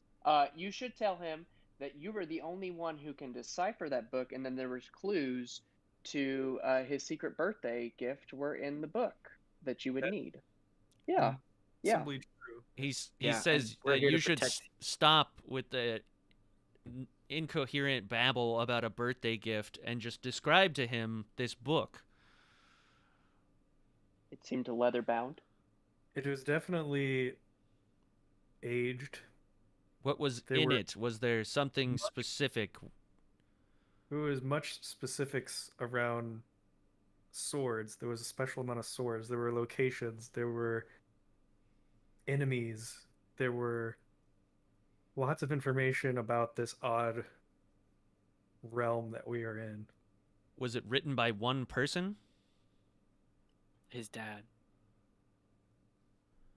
Was there a single author to this book? Was this a journal? Did it have the picture of a hand with eyes? Oh, you mean like this? And I pull out Tyrell's hand. He says somewhat. He said there are more eyes than just the one in the palm. Yeah, Make it glow now. I recall the Okay, I use the Visual. cantrip light on the hand. eyes hand. I think it was made by one person, but like Steve Jobs, something like that.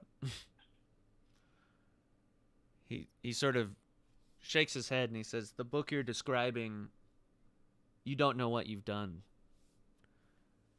He says that Vodust Daru is going to take that to Ember Peak and destroy Morningstar.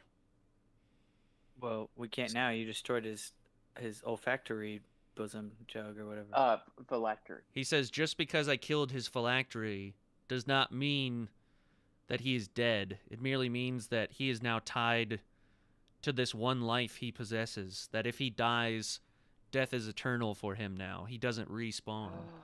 Oh my God, you're just like that boy in the book with the scar that I read about at Coconut's place. He killed a way for this evil wizard to come back from multiple lives. This guy hid his soul in a boot. One was in an ottoman. Random things like that. They were so difficult to find. Not treasures that you would store and easily find, but just random objects. That's crazy. He says this is not unlike the story you tell. He says this book is but merely one key to discovering all of those pieces. There's not one way, one item that would grant you access into Ember Peak, but a collection of them. Well, we've killed Vodust Daruk already once before, so we can do it again. He said that's why he let you kill him willingly, so he could escape. He would not do it again. So what do you suggest then? Because he has the book. We all need to get it back. Sounds like you're pretty interested in it. Do you think that you could kill him? I would not bother myself with such a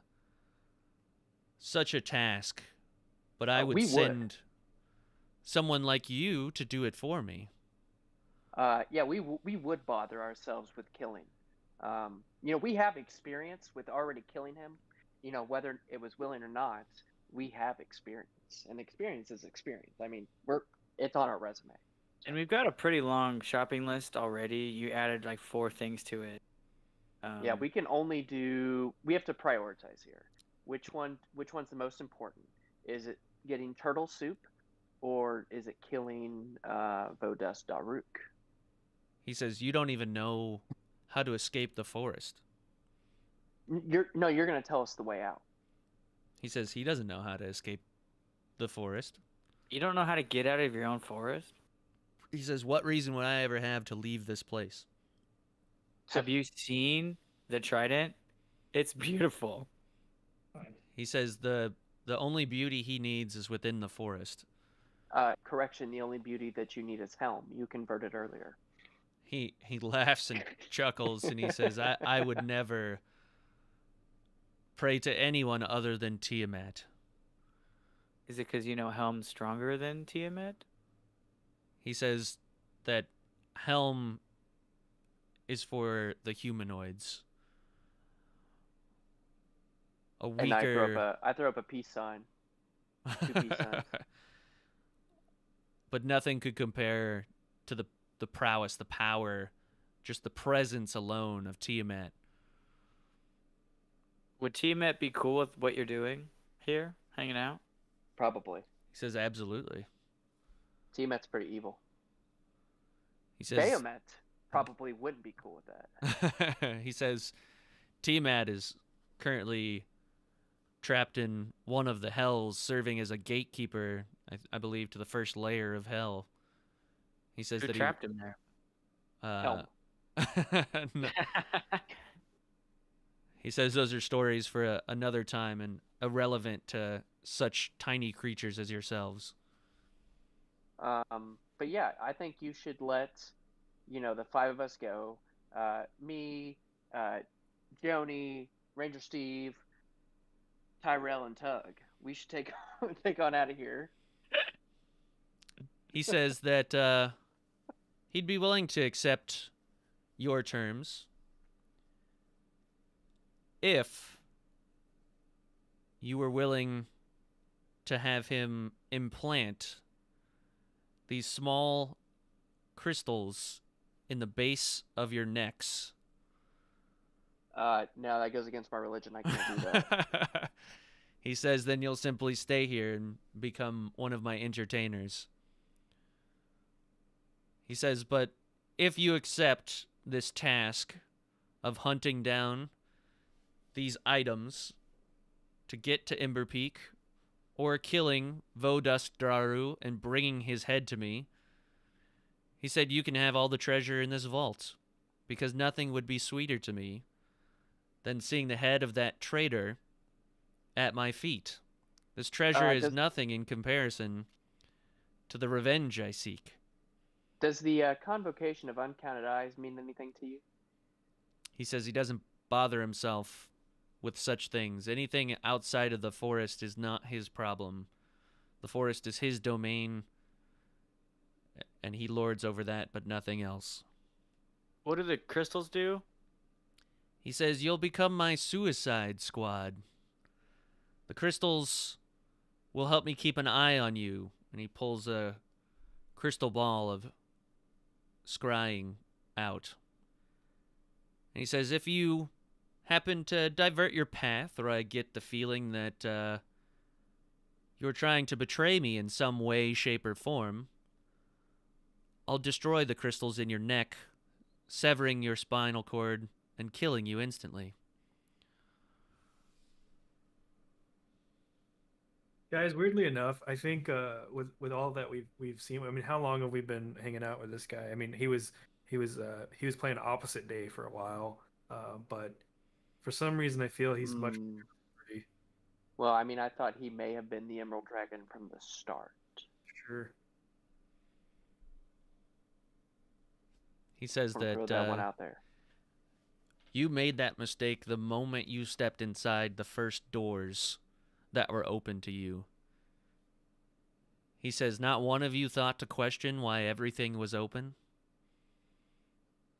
Sir, this is a Wendy's. Sir, this is a Wendy's? I mean, he would have just told us the opposite, but, you know. Yeah, I feel like the only thing we could have done to avoid this was to just leave what we were doing completely. Trust me, if we could have left this forest a long time ago, we would have. But we have to find this book with your birthday gift in it for Tyrell, or else his dad's going to be pissed at him. He says your only other option is to fight him, kill everyone in the room, and then go through the dungeon in reverse order to escape. Well, that seems simple enough, but I don't know. Should we put it to a vote, guys? We have a side talk where you can't hear us. Yes. Sidebar council, please. He says, fine, have your private conversation. I don't think it's gonna work. Tony. I'm actually going to step away, so you guys will, if you want, I can stay away for the entire conversation, and you can text me when to come back. Yeah, we'll text you. We'll text you. Okay, all right. I will await your text. Joni, you're part of this group now, so get in here as well. We'll see what you think. That's gonna work well. He just like rah, rah, rah, rah. As far as I'm concerned, he's part of our group. So what are you guys thinking? I think we're fucked. There's just no way really out of this. So I mean, I don't... I think we got to do it. Like there's a lot of stuff. I think weirdly enough, he is trustworthy enough. He will probably kill us in the snap of anything if we act up, which might be good to keep us in line. But we could also side quest while he's gone, try to maybe figure a way to get them out of our necks. No, he said he can see everything we're doing, and if we step out of line of what we're supposed to be doing, he can do the same. He can just kill us. Yeah, I mean, Watch us all the time. that's okay. Hey, maybe he'll put one in Joni's neck, and he can go figure it out for us, and he'll die. I guess we could take Tony off the table and make him go do all these things. Maybe we should figure out when his sleep Well, then schedule. we would still be stuck here. That's the thing is. Well, that's he's fine. not. We can play games. We can play games for forever with this dude. Keep beating him in games. Just Tony's no, gonna Christian, Tony's gonna figure the rest of it out. I mean, no, Christian, we're here forever until Tony figures it out. He's gonna save Yeah. the world. Josh, what's your thoughts? Yeah. do you think we could get him to blow his toxic fire on the door somehow? No. Is there any chance of escape? No. Much I think mean, that there's he wants us to do. Yeah, there's a giant dragon that we have to roll a 21 to hit for over 300, over almost 400 damage, and then we have to fight all these kobolds. Yeah, he kind of stacked that against us. So So I mean, the only way out of this is if we could talk our way out of it, I know, but which so, like, we've been trying with this birthday thing. I feel like we have to do what he's doing, but like, what's to say that we fight Derek again and he's like got 320 HP and 24 fucking like, then we're in the same situation and we're fucked anyway. We'll be beefed up by that, By only doing like 4 things for the dragon, I really don't think it's gonna allow us to do anything besides the. it's like 8 months. But there's nothing That in this is true. forest that's gonna beef us up fighting well, we'll just an old hag. we have to leave the forest to find them. So let's just No, head out the forest. everything's in the forest that he wants. Well, then let's just tell him we're not going to do that stuff, and we're just going to get out of here and go find Bodas Daru, and He's go probably kill him. he's probably still in the forest though somewhere. Nah, we're going to start looking outside the forest first. He wants to get to Ember Peak. We got to get to Ember Peak, but we got to get stronger to fight. You need the stuff, right? Yeah, we got to gear up, get stronger. So as long as we're doing stuff to get stronger, he shouldn't be upset. And as long as we're always looking for clues, every time he checks in, he shouldn't get upset. This feels much more like main storyline now that the entire realm is going to implode on itself if Derek gets the book to the Ember Peak. So He doesn't care about that. I know, Neither did Tyrell. we don't have anything to do. Like, we're dead basically if that happens, right? Yeah, I mean, I'm not seeing much. He wants us to do, I think, is in the forest. So there's no way we're getting out of the forest to do anything. I think He's not just gonna let us jaunt around Morningstar, getting stronger, and then come back to the forest to finally beat Derek. I mean, I just don't think that's what he's gonna do. Maybe I misunderstood. I didn't think Derek was in the forest anymore. I thought he was gone. I'm just assuming he is. I mean, but because his intent is to get to Volcano.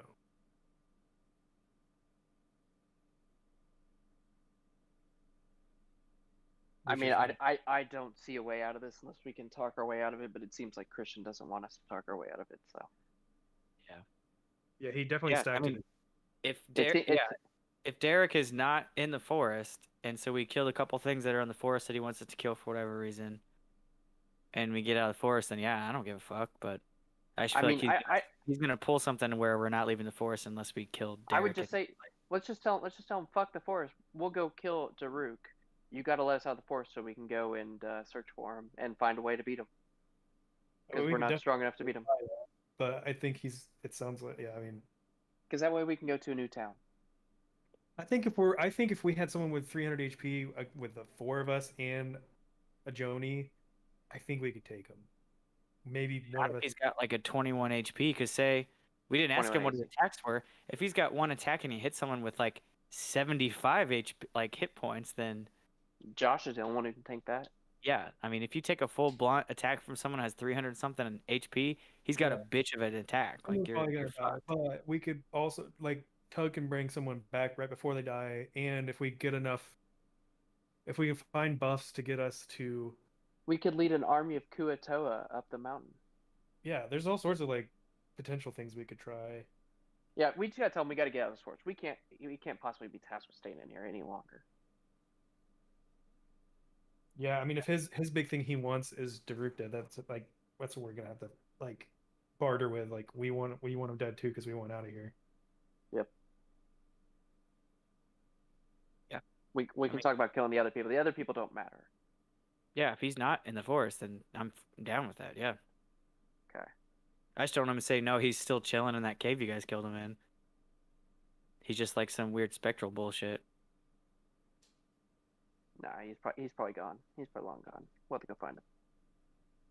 He Voldemorted his ass out of there. So.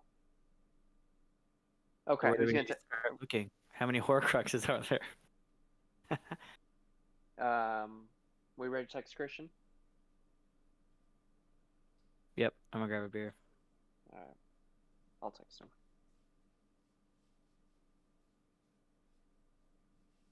Josh, what do you think?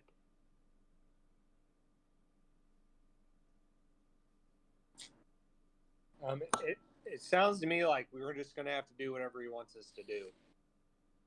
Yep. Yeah, because if he's not lying, then we really don't want Morningstar to be blown away. So.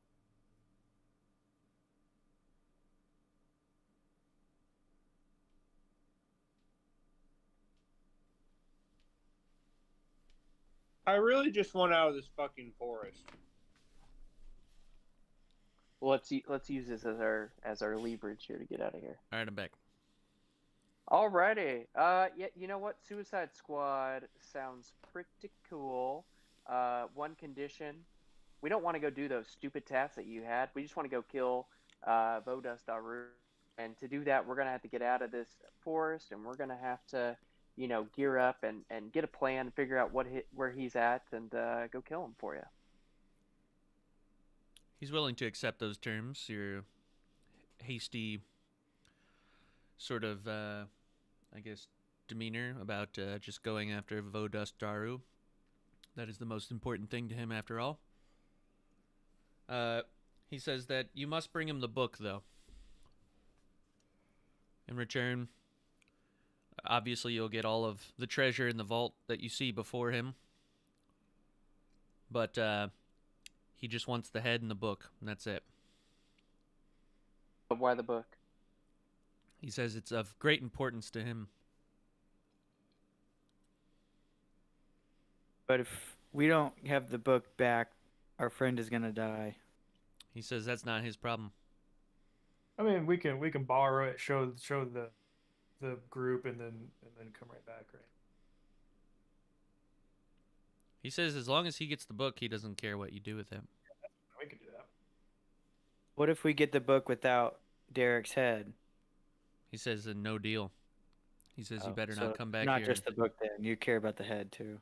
He wants his revenge, and he wants the book off of his corpse.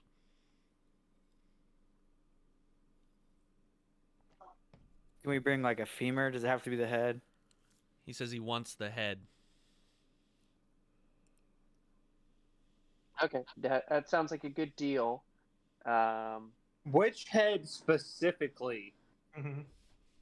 Not his dick. I mean, that head was a lot bigger than his other head. Christian, I want to take my cantrip of light off of Tyrell's hand, and Okay. kind of bring it back in within my fuzzy little squirrel sash here, and then kind of work that hand back around to my neck area and try to get it to sit back there. Like you're putting Yeah. the light at the back of your neck? No, the light is off now. It was okay. on earlier, but I turned it off. But yeah, I'm kind of having the neck kind of sit back there, like on top of, my little pack and my, on my back, but it's kind of sitting back there, so it's on my neck. So that way, I guess my hope is that if he cuts back in to put some sort of shard, it just goes into Tyrell's hand and not my neck. I gotcha. Yeah. He says, if you're willing to accept those terms, he reminds you that he'll be keeping an eye on you, and any tampering with the crystal would only result in its explosion. And he says that nothing would bring greater amusement than watching one of your heads pop in front of the others as you try and dig it out.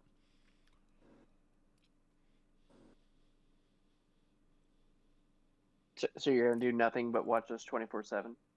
He says, what else does he have to do? He's going to watch his revenge unfold on the same exact people. You could try to get better at some of these games. He says, now with the secret, I may indeed try and master the Doors 95. Can you scry us the words as you're beating it and using the Victorian cake, please, when you're done with that? He says, unfortunately, unless you had another crystal ball, you wouldn't be able to communicate. He could see you, but you know, like he can't communicate to you. You could communicate to him only if he was watching when you were, you know, speaking. But we find a crystal ball. Let you know. Is your name really Arcade? Is that your name, or is that just a ruse as well? No, it is Arcade. Okay. Well, Arcade, I don't know if everyone needs a crystal ball or crystal sphere in their neck. I mean, Tony might be the really one who only needs one in his neck. I think that's probably the best. He says the deal is for all of you. And he says you can put it in your heart, or I can put it in your heart, or I can put it in your neck. It's up to you. It makes no difference to me. Well, you can't have my heart. That belongs to Helm, so I guess it's got to be. He says my he neck. doesn't want your heart. He says he's merely going to put the crystal within it. Well, my heart died when Judy died, so... Yeah, I guess it's going to have to be the neck. He shakes his head, and he says, all of this meaningless drivel. He says, organically, your heart, the thing that pumps the blood through your body. You just tricked us for like 3 games, bro. Like, you're talking about us quabbling right now? He says, let me put the crystals in your bodies so you can leave and exact my revenge. You don't want to be here any longer than you have to be, and I am growing tired of your presence. Okay, Tony, you go first. Tony steps up. You guys kind of are all going to need to come up to the pedestal one by one. So what's the chopping block here? What's the order in which you guys are going to go up to the dragon? Tony's first. Tony, then who? Or do you want to see what happens to Tony before you decide who next? Let's see what happens to Tony. All right. So he looks down at Tony and he says, where would you like the crystal to be implanted? And Tony sort of pulls open his cloak with his one good arm, his only arm, and says, put it in my heart. And the dragon bends down with his claw and he sort of touches his claw to Tony's heart. You can see it sort of go into his chest, and you can see it's not a pleasant feeling for Tony, but Tony's been through a lot of pain, and he sort of shrugs it off, and you can see that Tony's like bleeding, but he's okay. He survived. He turns around and he says, guys, it's not so bad. And he kind of hops and skips down to you guys. He says, Joni, is it your turn now?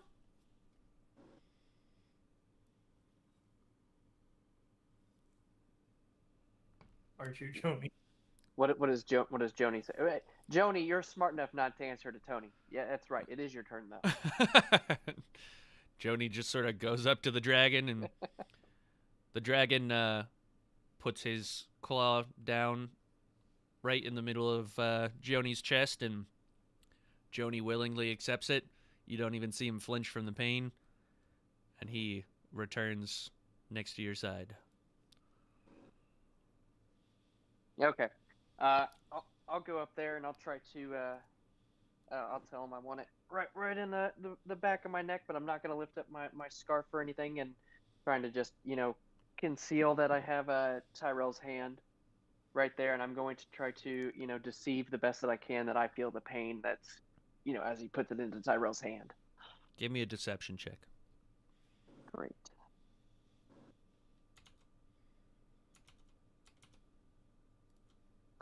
I get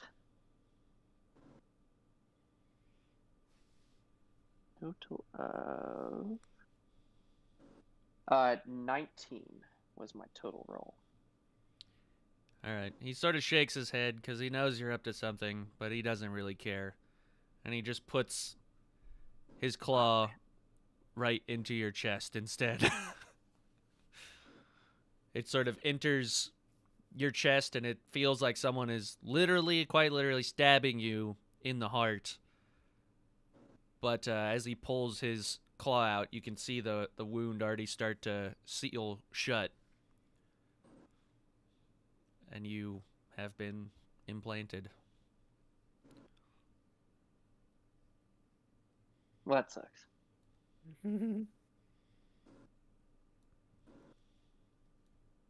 Who's up next? I guess I'll go. All right. So you go up to the dragon, and he says, "Where would you like me to put it?" He says the Doesn't explosion will be powerful enough to dismember you and kill you, so it honestly doesn't matter. Wherever you want, brother man. All right.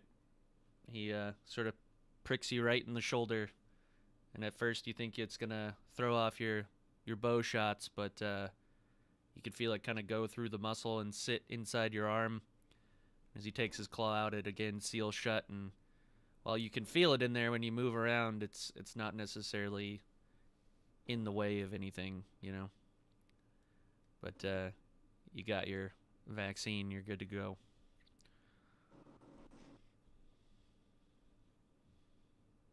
That just leaves Tug and Tony.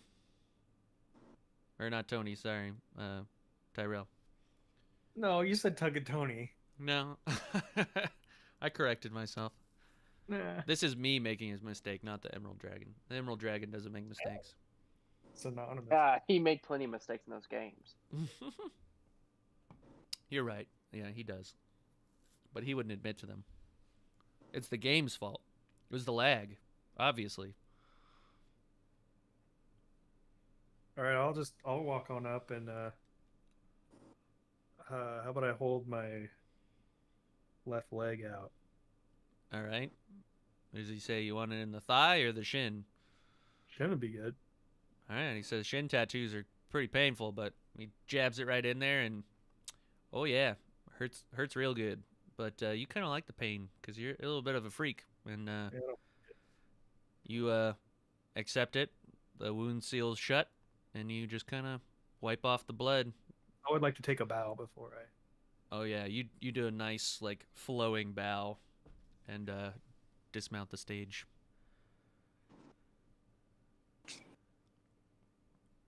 Put it in your claw. Tug's the last one. Do you stand defiant or you go up?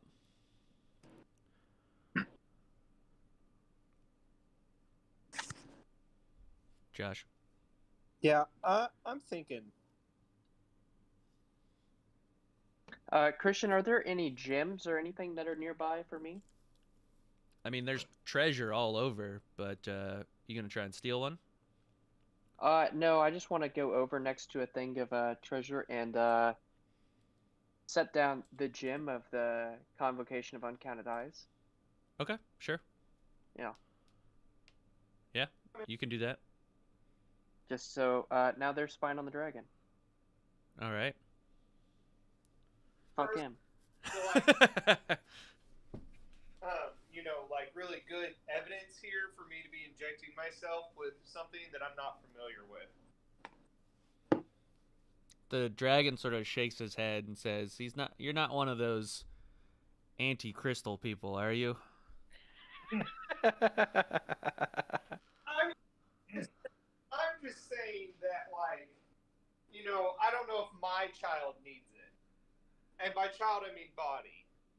He says, "Look, while I may be using this crystal to track your whereabouts, all of your words," and he says, "there's a device that already does that." He says, "There are people watching you at every moment of your existence." He says, "You really think the best way for me to keep tabs on you he says, you're already doomed. You're already screwed. Okay, well then I agree. No need for the crystal. You can already figure out all the information you need. He So, says, we're good here, unfortunately, guys. Let's just load up and go. he Let's says, unfortunately, those devices don't explode. I mean, but see, I've been told that I'm kind of thick-headed, and He sort of looks to the group and he says, is this guy going to be trouble, or do you want to hold him down while I stab him? I don't know if I'm shaking my head yes. I just think everybody should take a deep breath before they start grabbing at me. Well, He I mean, says, he's gonna kill you right now. Or he you says, can get I the can shot. put it somewhere you don't want. Or Joni, you can don't come up wanna- here You don't want to willingly. see this, Joni. I'm going to try to shield Joni away from looking at this. He doesn't want to watch. Sure, yeah. Joni sort of accepts your parent, No, Joni, you need to see with this. You need to, Joni needs to see what this is. He doesn't need to be pussied. The Emerald Dragon says, Joni is not yours to command. He says, come up here and get your shot like a big boy. No, I'm not yours to command. I don't want to take a shot. He says, fine, I'll either kill you. I was going to say you could be my entertainment, but I find you quite insufferable. He says, what would your people think if I just melted you here and now? My people will love me until the end of this. Well, then have fun being a martyr. He takes a big, deep breath off of his hookah, and you can see he's about to blow it on you. Don't look, Joni. Are we far enough out of the firing range? You don't know. You get the feeling that he could No. just spread it out across the entire thing or do like a I jet want to stream. make sure that I'm kind of shielding the best I can Joni right now. I don't want him to get involved with this. He's too new to our group. The dragon sort of gives you one raised eyebrow like the rock. Like, do you really want this? You really want me to just melt you right here and now? I mean, I ponder. I mean, I'm just kind of like, I'm not really sure really about any of it. Well, I don't think any of us are, but just we don't really have. Y'all don't really have an option. Like, That's why we have the thing in our bodies. You have an option.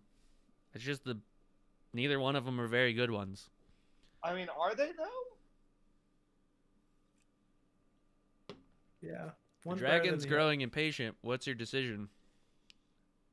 I mean, I'm acid resistant and can control water. So, It sounds like he's defiant. Yeah, he keeps talking. You might as well just,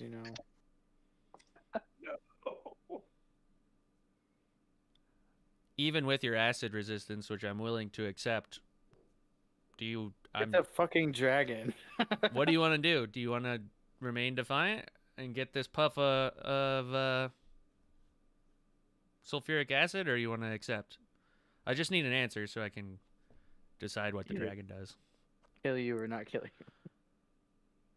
I mean, I'm defiant, but I guess I'll get the shot. I don't like it, but since Big Brother's always going to force his will, you don't have a lot of choice.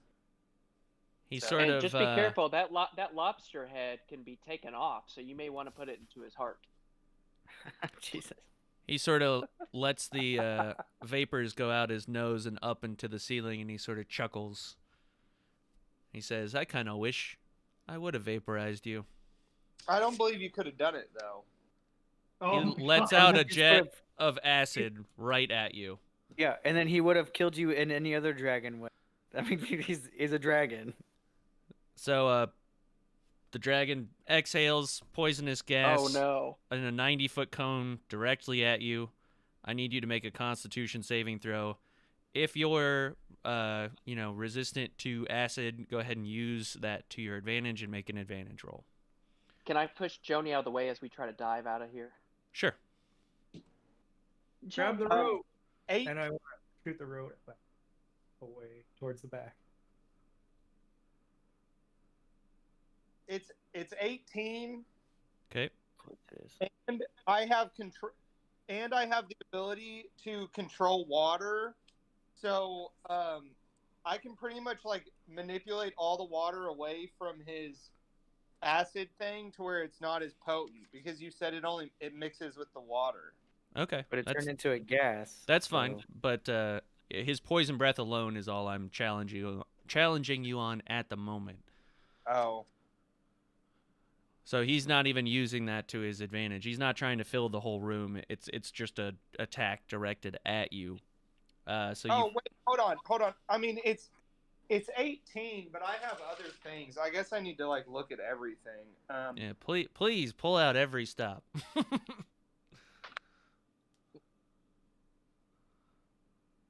I would help, but I have a crystal sphere in my heart that would explode if I do help. So there will be no help. The Stone of Luck, which is a +1 to saving. Sure. So you're at 18. 19. You're at 19. Got it. I mean, that might be all I have. Maybe that luck is all you need. Yeah, no, I doubt it. Is that all you got? Hold on, I gotta read this too. Because I've got Tides of Chaos.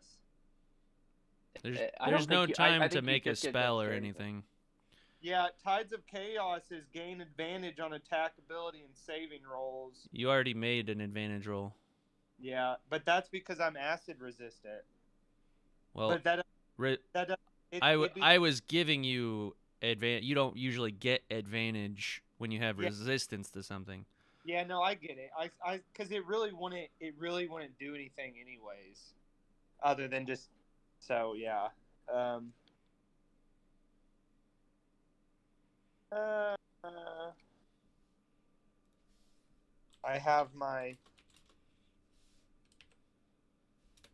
Wait a second. I should have something for being a cleric. Why not? If you somehow escape, you're going to kill all of us. So you're just isolating yourself away from our group.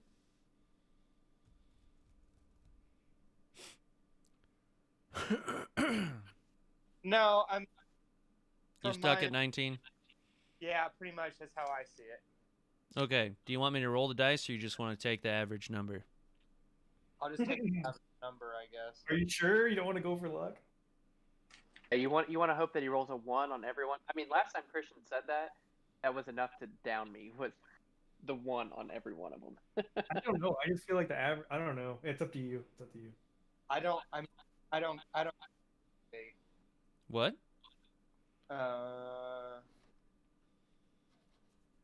I just think if the average is enough. I'm not going to tell you the number, but I'm just asking out of courtesy. Would you like me to just do the average number, or would you like me to roll?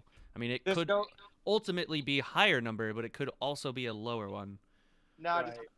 just go for the average. Yeah. All right. With your resistance, you take 65 points of poison damage. Okay. Okay.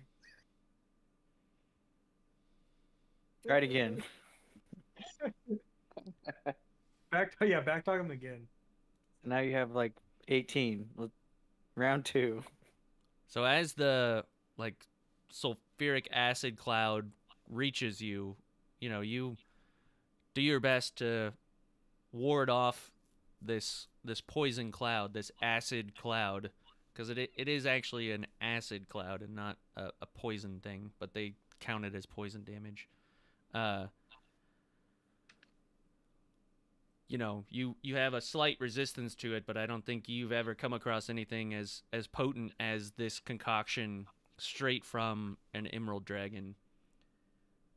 And you get a good breath of it into your lungs. You can feel it burning sort of the inside of your lungs. And as you're kind of reeling from this, he reaches down and pokes you with his claw right in your chest, right where your heart is. And you feel the stab through all the pain of the burning acid. And he pulls his claw back out. The wound seals shut, and you have now been implanted with the crystal. Just like I said, the man's always gonna force his will on us. So you attempt to say that out loud, but it just is a series of coughing and sneezing and drooling because it's like you've been pepper sprayed, but worse. I mean, I get that. I'll go with that. Oh, and it's worse because it's stuck up there in your helmet. Oh, well, that's not in everything. It's not really a helmet at this. It is his head. It's kind of my head. Does a titty fall out? Like, I feel like he took some advantage of me. They're always out. You don't have a bra on. That's not really fair. I should not have to wear a bra if I don't feel like it. Look, man, You just asked if you one fell guys out. you guys wear whatever clothes you want. I'm not, it might have some pros or cons depending, but I just feel like I was violated because I was not willing, and I was obviously put under some type of. You get the sense that the dragon has no attraction to you, and it wouldn't matter if you were another dragon. Just your personality is enough to make the dragon dislike you strongly. We could have been friends, but no. I've changed my mind. He says, "Leave me. Go and bring me Vodust Daru's head. Retrieve the book, and you can have your treasure." I will say, anything to help us along the way? He says, "I've already given you the treasures that will help you in this journey." He says, we won those. He says, use the dimensional shackles to keep Vodust Daru from getting away. He says if you bring him here alive, he may even feel generous and give you something a little extra. Ready. Are you going to take the crystals out once we do this? He sort of contemplates, like, hadn't even thought about that. He says, I will honor your freedom. If you bring me my revenge, I have no further purpose for you. You may live your lives. I will remove the crystals from you. Okay. We're going to need full control over Joni here, so he needs to have free will to work with the group because that's all we require. Joni is no longer bound to me. Joni is your companion. Do with him what you will. Make him a slave or treat him as an equal. Can you tell us about him a little bit? About Joni? Yeah, is he a cool guy? Is he, piece of shit? What language does he speak? He is my aunt's cousin's brother twice removed. I do not know Joni all that closely, but I think it speaks to his character that he stepped up and took this job not knowing your language. What language? You said he's your aunt's cousin. Yep. Twice removed? Uh-huh. But what language does he speak?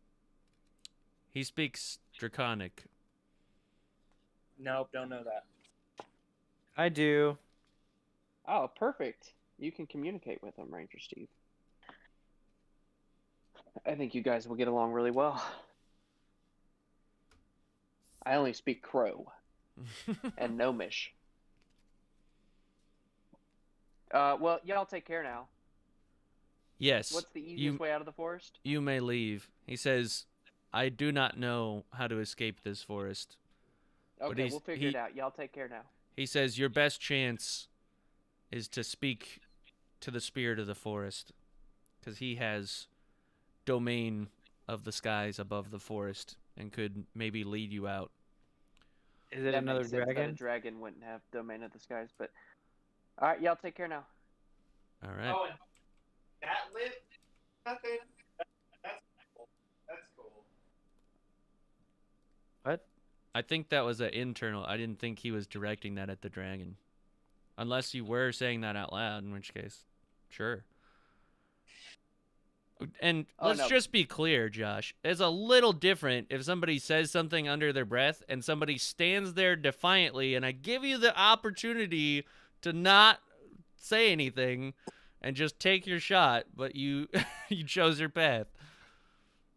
Yeah, you kind of talk shit at the dragon as the dragon was like, "I'm going to blow this in your." I stand by my actions. How much health do you have now?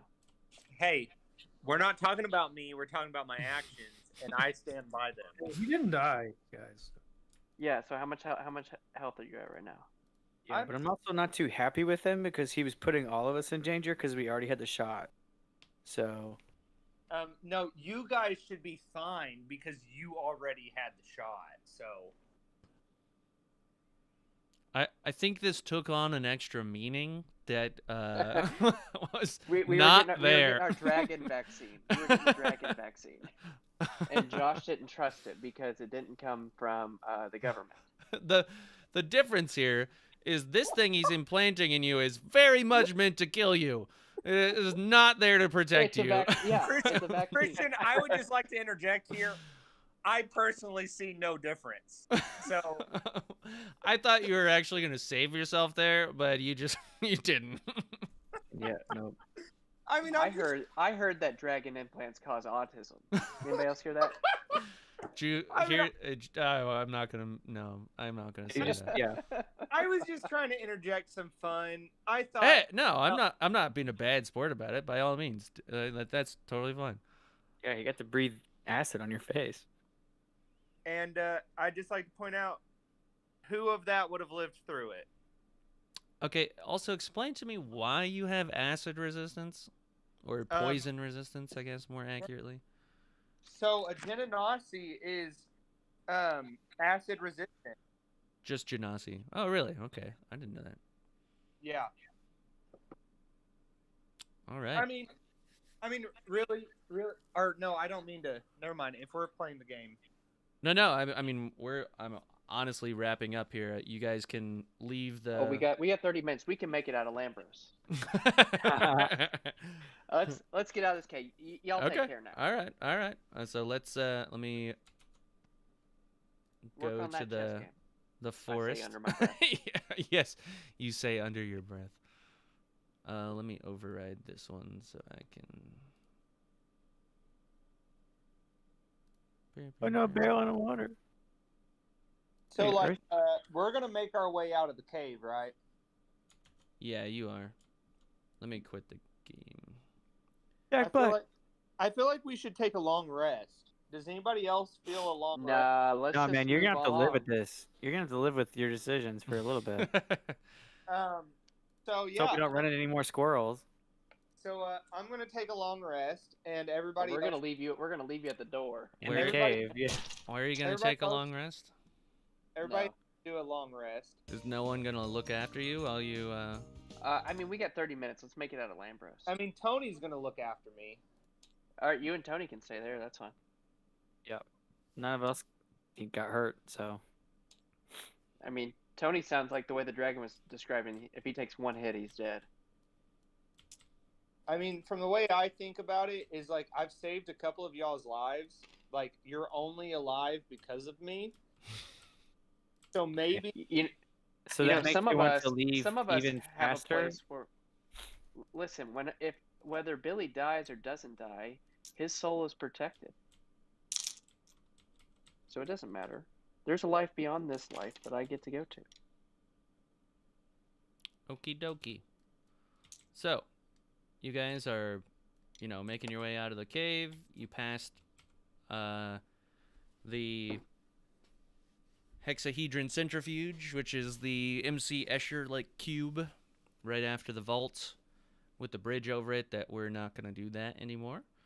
And past all of the pits, all the elevators, the giant great hall, outside the doors where the foolish stubborn door is. Make your way down the cliff face that has been scarred into the extremely overgrown forest enhanced by the green dragon, and back out on to the 12 gnome wide trail. Which Ranger way Steve. would you like to go using your Ra- handy-dandy map?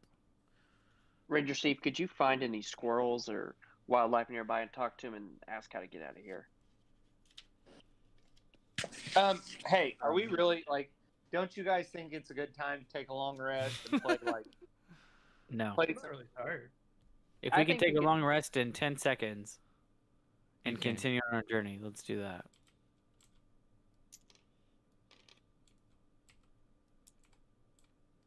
You're looking rather tired there, Tug. You doing okay?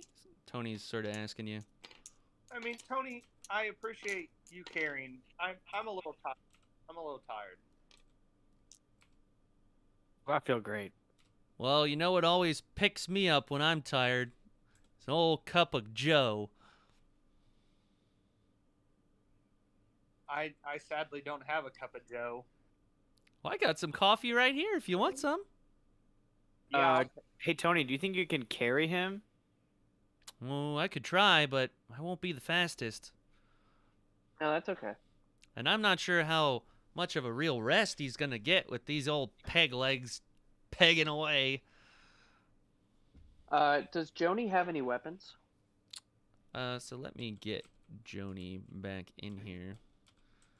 I'm going to kind of use a placeholder here for a second. But he has a sling. Like, David and Goliath kind of. We gotta have some extra weapons. Could he wield at least one of the extra weapons that we got somewhere? I mean, it's up to you guys what you want to give him. Yeah, I don't know if he can swing it, but I've got a dwarf axe. Look, a kobold. I think he could use that. That'd be good. How high can a kobold jump? Not super high. Okay, I want to give him my ring. All right. You want him to attune to it? Oh yeah, I think it would be good for him to have some sort of superpower. I'm not going to use it. I'm already attuned to my my instrument, so. Sure. All right. You give him the ring of jumping, and you guys will have to, give him time to attune to it. It's not something, you'll have to do a long rest or something, and he'll can have do to that next spend that time. Yeah, but he accepts the ring, and what weapon did you give him? Sorry. So it was a dwarf axe I picked up before we met Derek. Okay. I never inquired about its abilities or. We'll give it some stats. But Yeah. sure, he's got a dwarven I was hoping to axe. maybe sell it to a dwarf or something, but if he can use it. Tyrell, are you going to use that hand crossbow ever?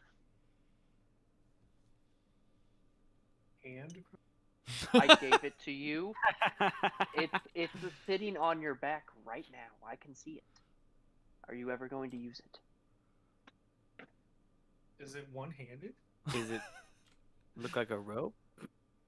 It goes on It- your wrist, and you could technically load it one-handed, yes. So if you were to put it on your stump, you could use your good hand to load it, the mechanism. Yeah, A that's too good of strong an idea, hand. So yeah, I'm going to use it. Yeah, instead of skipping one of your actions like you consistently do, you could shoot something. That's an interesting idea. how do I not have this written down somewhere? You could put sovereign glue on the arrow and then shoot it, and it would super glue itself to whatever you shot it with. After a minute of, You could constant glue the contact. crossbow onto your arm. You could do Be there that too. permanently. I'll think about it. So does he have many pebbles for his slingshot? He's got a fair amount. I'm not gonna worry about the quantity, but if you want to give him something better than a pebble, No, I had 5 pebbles in my inventory. yeah, no, he's pretty good at picking out the best rocks for his sling. So Okay, well that's good. he's at least self-sufficient. He's gonna make sure he's always ready for battle. I have a great idea for that super glue we can talk about sometime.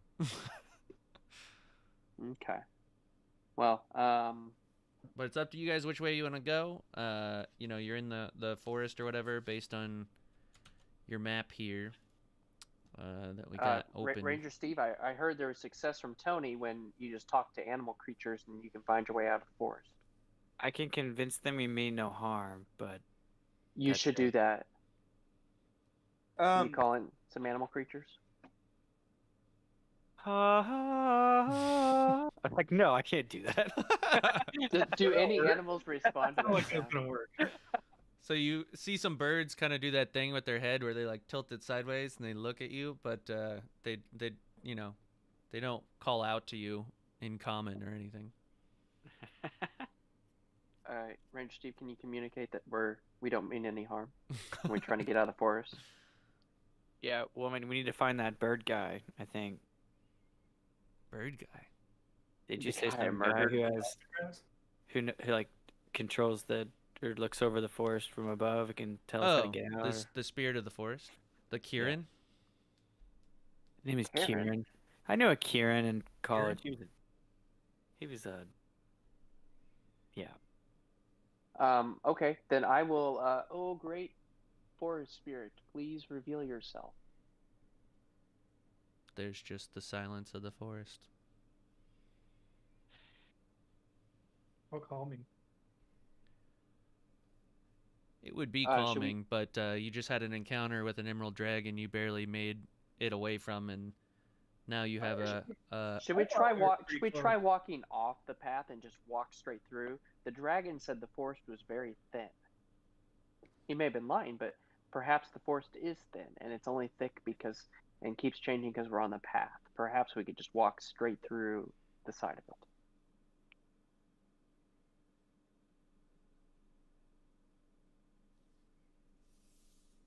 I mean, what could possibly be worse than us getting suicide vest like we got today? hey. How Hey, do I- Tug. Well, if we just continued down the trail, I mean, it might just lead us out. Okay. Let's go as far down the trail as we can then. So, are you going back towards the Dryad's tree, or are you continuing deeper than you've been before? And we might as well go deeper, I guess. Next I don't on know, your what do you map guys is a giant tree, but you don't know. You know, the last thing that came after the Dragon's Crave was the elves. So you don't know if they're still going to be there, or if it's going to be different. Maybe we make it to the end. What do you guys think? Sure. Onward bound. All right. So you guys head down the trail in the direction deeper into the forest. You make your way along for a while. The path kind of winds. The trees get to where they're becoming so close in density that you can't pass through them. And you can see in the distance... Can I climb up the tree? You could climb up the tree, yeah, but you would have increasing difficulty going through the trees. Like it's starting to almost become a wall, so to speak. And Could as we walk you're over the trees? you mean like On the tops? you could. I mean, most of you would have to climb and it would be difficult. But obviously the tops of the trees are, have branches and they're thicker, so if the trees are getting closer, so are the branches at the top.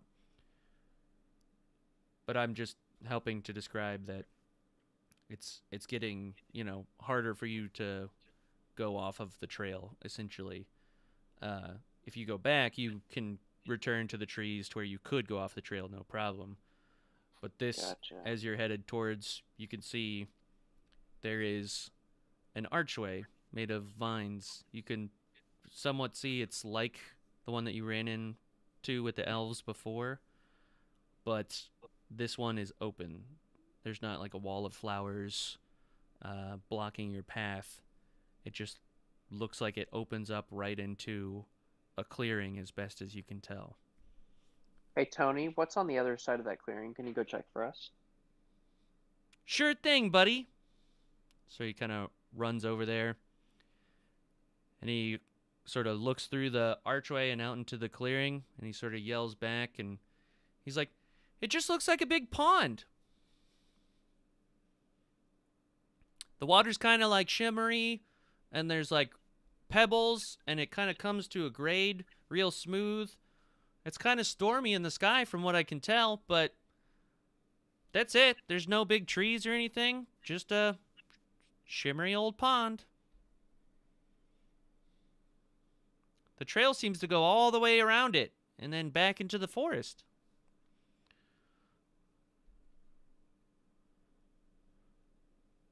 What do you guys want to do? Do you guys think it's safe to go on through? Through the water or around it? Just into this open area through the archway. Can I look around for Professor Dad and see if he wants to go across? You have faint glimpses of a time when some elderly man tried to swim across a lake, but this is not that lake, and there is no man that would look like that. Did we pass through an archway before on the other side? Like I said, you passed through one that brought you to the Elven civilization, the one that was full of the color-changing flowers that wouldn't let you pass until you proved that you were of no threat to them. But this one is wide open. There doesn't appear to be any elves. There's no flowers or flora. There's just a pond that is perfectly circular. There's like a slight silver sheen to the water, and in the water you can tell that there's like a nice bed of rocks that sort of, levels off into a pool, essentially. Gotcha. It reflects the thunderstorm up above in the sky. Do we want to touch the water with Tug's Nah. axe? I say we just skip this whole area and just go straight through. Yeah, I'm fine with that. All right. Yeah. So you guys can go left around the pond or right around the pond. When in doubt, go left. Yeah. All right. Everybody going left? Yep. All right. Wait. Are there, like you said, when in doubt, are there any? Can we tell if there's been foot paths facing one way or the other more commonly? Footprints. So you can see there were probably about 3 people who passed here. Doesn't look all too long ago. One of the sets of feet appear to be like paw prints, and the other 2 are just boots. Was it the rest of our party? You don't know. Perhaps. You can't discern if. Perhaps. Which way did they go? So they seem to have come like about almost all the way around to where you're at now, and then decided to turn back and go back into the forest from the other side of the pond. Does it seem like there's a way out past this thing? So there is the trail that leads around both sides, and it's the same trail. It's in the clearing though, and it does eventually lead back into the forest on the opposite side of the pond from where you're at now. Okay. Do we just want to go there? Okay. All right. Tony, lead the way. Sure thing, buddy. So as you guys are going around the pond, you can sort of hear the thunderstorm rumbling larger and louder, rolling through the clouds. There's heat lightning, but there's not really anything that sounds like it's striking the forest or anything. You guys continue around the path all the way, and you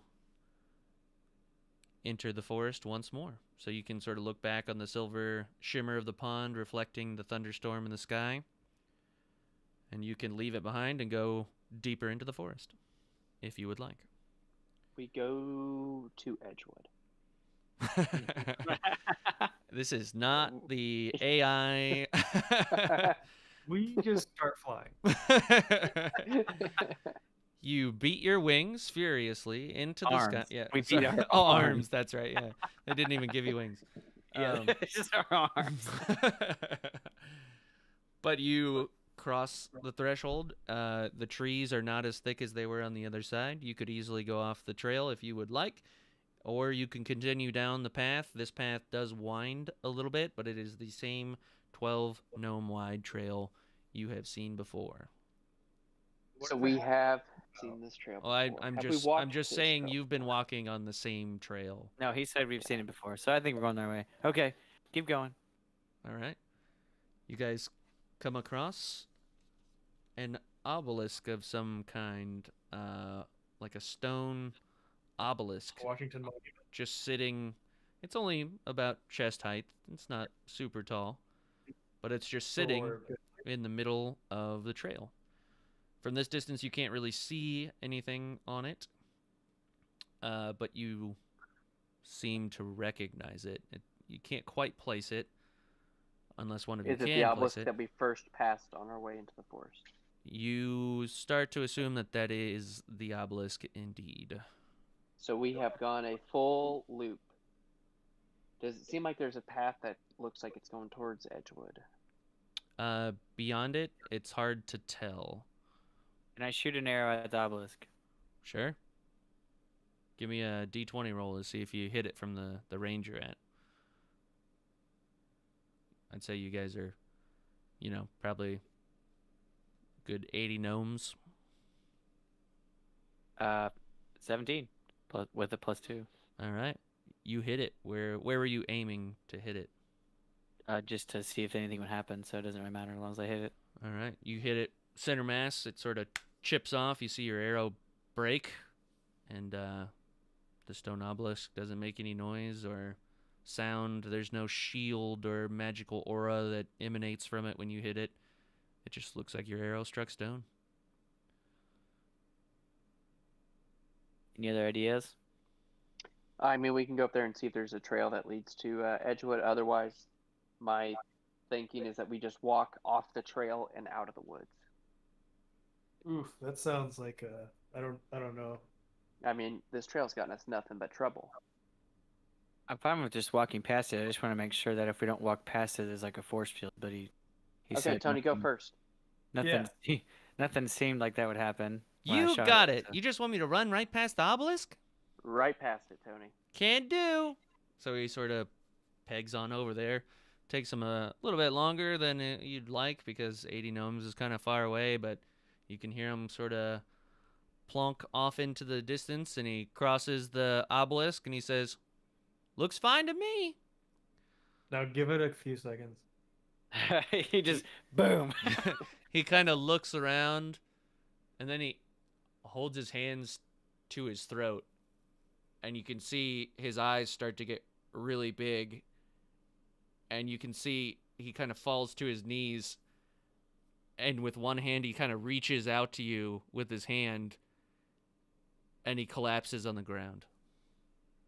Yikes. So that's unfortunate. Yikes.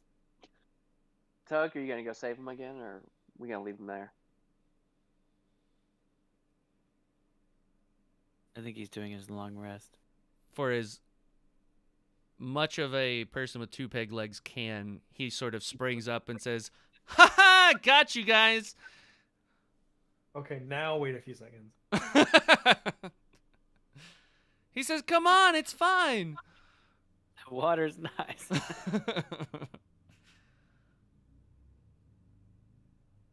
Okay, Tony, walk back across the obelisk, and then walk across it again. And one of your quests this time is to not try to trick us. Well, that sure seems easy. I do feel bad about tricking you guys. I hope you didn't take it too seriously. So he's like, "Sure thing, though." And he sort of pegs over there again and runs and sort of dances back and forth between the two sides of the obelisk. And nothing seems to be happening. Okay, I guess it seems fine then. All right. So yeah, he's just dancing around it. Okay. So what you guys want to do? I I'm not gonna dance. I'll walk over there. All right. Tyrell walks over there. You notice it is the same, or what appears to be the exact same obelisk that you've seen before. It's got that same symbol on it.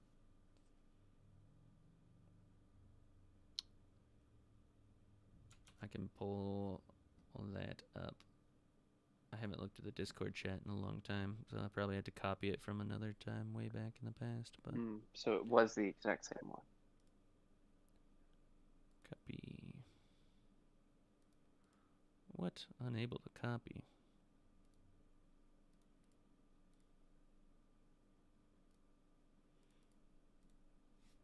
Well, I can send you a link to the point in the chat, but I can't send you the picture, I guess. Oh, that's great.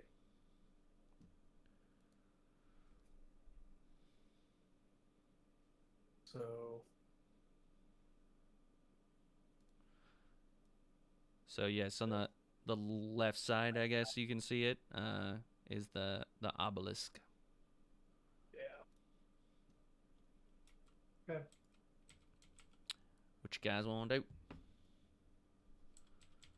Did you already go past it or no? Tyrell is like right before it. Tony's the only one that's crossed the threshold so far. But you know, maybe Tony just doesn't have a soul and he's safe. I don't know. I want to use one of my charges from my bone wand of magic detection and check out the obelisk. Your bone of wand detection? No, I gave that to Dragon. Oh, that's right. My bone wand Of magic detection. mag- Sure. So what are you aiming it at? I see there's kind of this center figure, like there's a circle with some stuff in it in the middle on the map. I'm wondering if I see that on the obelisk to point at. Yeah, so you sort of hover it over the obelisk, and the obelisk itself, made of stone, doesn't really register anything.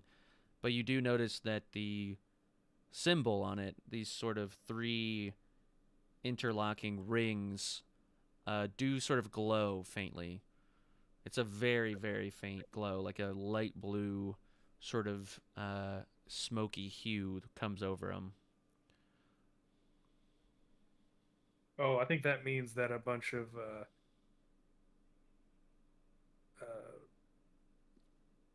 dwarves are gonna show up. Give us back the dragon egg you stole. You didn't sound too confident Maybe with a troll. that. Maybe a troll. What do you guys think? Should we try walking out of the forest, just off the path? We're so close to the end, though. Is this right where we were at Edgewood, or are we gonna go back in the circle? This was the beginning of the Okay. trip. Okay, so let's go all the way. Let's go through. Go. All right. You guys cross the threshold of the obelisk, and as soon as you cross the threshold, you feel this overwhelming sense of nothing happen as you go beyond farther. I want to grab my throat like I'm dying. It turns out Tony didn't have a soul, and this was his sick betrayal.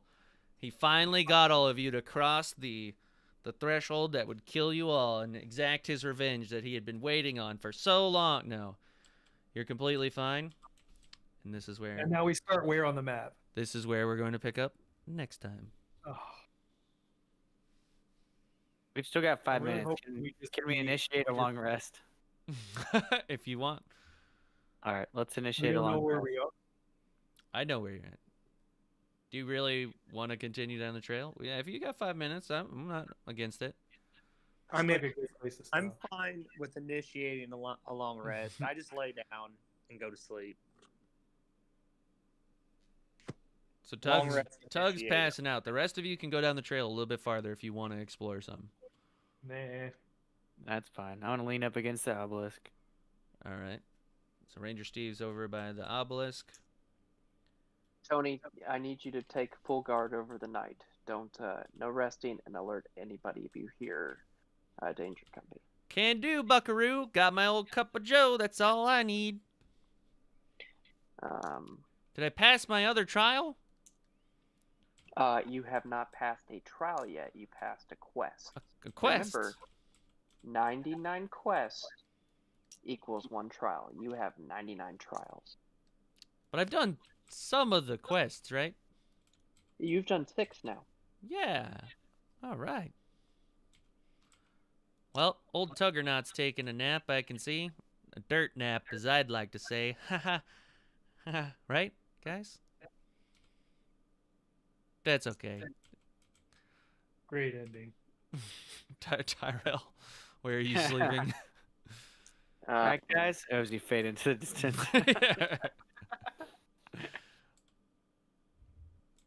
Yeah, so I'm going to find a... what time of day is it, Christian? Do we know? Yeah, so based on the thunderstorm that you saw a second ago is a little kind of hard to tell, but it's in the evening. Like it's approaching where the sun is going to set. How fitting.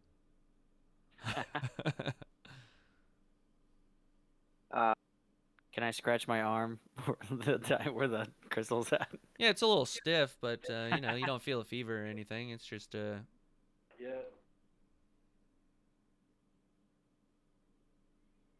Okay, I'll find us. I'm going to walk up into a tree. sure thing. Is Joni staying down below, or? I mean, ultimately, I don't control Joni. He's his own person. Okay. Joni just sort of takes second watch next to Tony. He says, "Well, hi, little critter. How are you?" And Joni rolls just his sort eyes. of looks up at him like, "Leave me alone." That just leaves Tyrell. Where are you taking a long rest? What are you doing? I suppose I would like to set up a rope trap covered with leaves, low to the ground, but enough that if someone were to walk by, they would trip and follow me to hear them. Okay, like across the trail, and on which side? Like where Ranger Steve is, on the other side of the obelisk, or are you thinking where you're at? Yeah, more where I'm at. I'm a little further ahead, right? Yeah, yeah. Okay, yeah, I'm good with that. And then I wouldn't mind, like, crawling up in a tree. Okay. You set a rope trap, A place to lay down. and you're in a tree, I guess, up above Tug. But you guys initiate long rest with Tony and Joni at the guard. And that is where we will leave off tonight. Good session, lots of Yeah, actually- progress. Was it though? I mean, Yeah, I was contemplating it for the entire last week and all day today if I was just gonna continue the ruse of the Golden Dragon and let you guys, or if I was gonna, try and reveal that it was the Emerald Dragon. So, I mean, when I'm glad we're out of the ruse, but yeah, when he pulled out the crystal ball of true sight, I mean that was, I didn't have any option at that point. yeah. But no, Oh, I mean, man. I was surprised you guys just walked in there the first time. I was like, I was at a loss almost what to do, because I was just like, they've really screwed themselves. I was like, We're like, what did you expect us to do? What, like, based Shit. on where we're going and what we're doing, All- what else could we have done? because you were expecting an Emerald Dragon. Don't you think it was a little suspect that all the doors were just wide open? There were no monsters or anything. You guys didn't even explore any of the other chambers. But like, yeah. everything on the side of where we crossed over was like that. So it was completely linear of what we've been doing. We passed by everything, and everything was like, oh, a big letdown. Like, oh, we don't have to do anything. Like, okay. I fully thought we accidentally went the wrong way, or like we got ourselves stuck into a different like dimension because everything was dimensional or like different time. So the first cavern you went into, all of the elevators were busted or whatever. This one, all of them were like sealed or whatever. So they were like at your disposal, but they also, you never inspected them or anything. You guys went straight path through each one set of the doors into the Great Hall, into the hexahedron centrifuge, across that, and into the vault. Like, you looked at the rooms, but it was all in passing. You guys didn't inspect anything or anything. Yeah, and then- Electric Boogaloo Warrior 2 aren't much for investigation or detective work. And then, you know, it was very.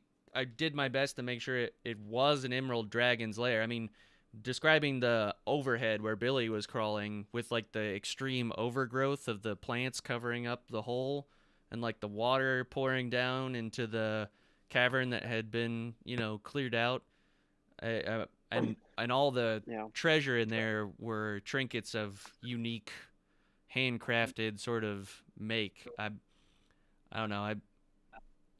There are ways. Seems- Yeah. No, I mean, I failed my investigation check of it Yeah. being the Emerald Dragon. He had So, a I mean, high that kind of screwed me. deception, but I mean, if Tug just, you know, had used the crystal ball of true sight from the get go, then that would have been very different. I think Tug's first move was to run in there and say, "We're looking for Vostod Daru, oh great Well, golden dragon." You guys Yeah, he- immediately told him that, you know, you were there to kill the Emerald Dragon. I was like, Immediately. I was like, this is the perfect thing for the Emerald Dragon. I was like, he loves, or like Emerald Dragons love lording over and scheming. I was like, you just gave him all of the pieces to the game, and he is just gonna play with you.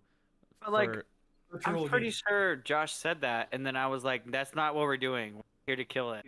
Oh yeah. Oh yeah. Like I was like, "That's not at all." I would not have a sentiment at all.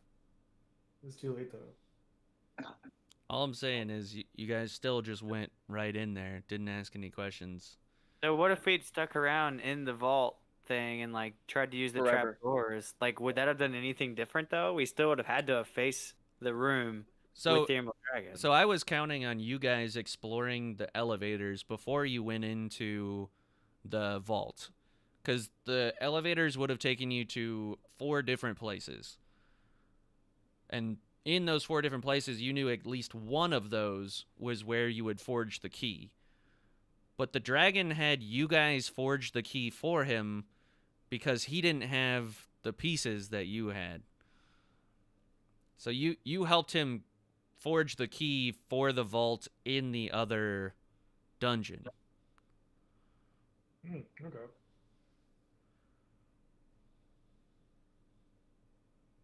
You also, none of you ever asked, and granted, it wasn't a emerald dragon when you first saw, but like that one of the 4 places where you could have searched to is where the phylactery was going to be held.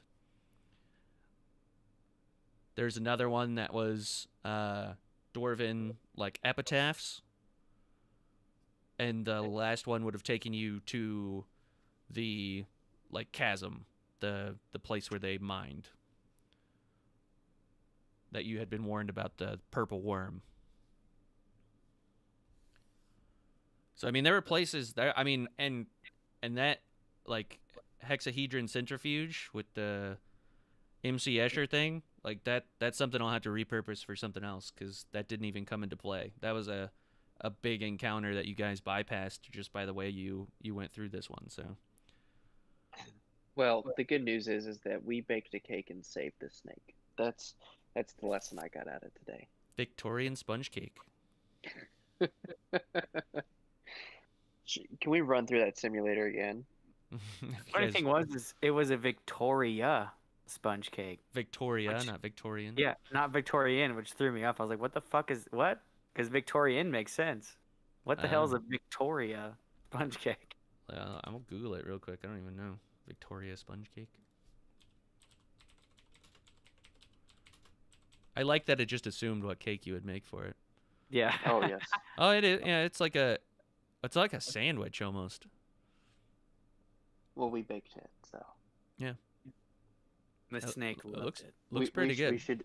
We should do one more of those before we sign off. Okay. All right. Let me into the stream at least, so everybody say your goodbyes. Farewell.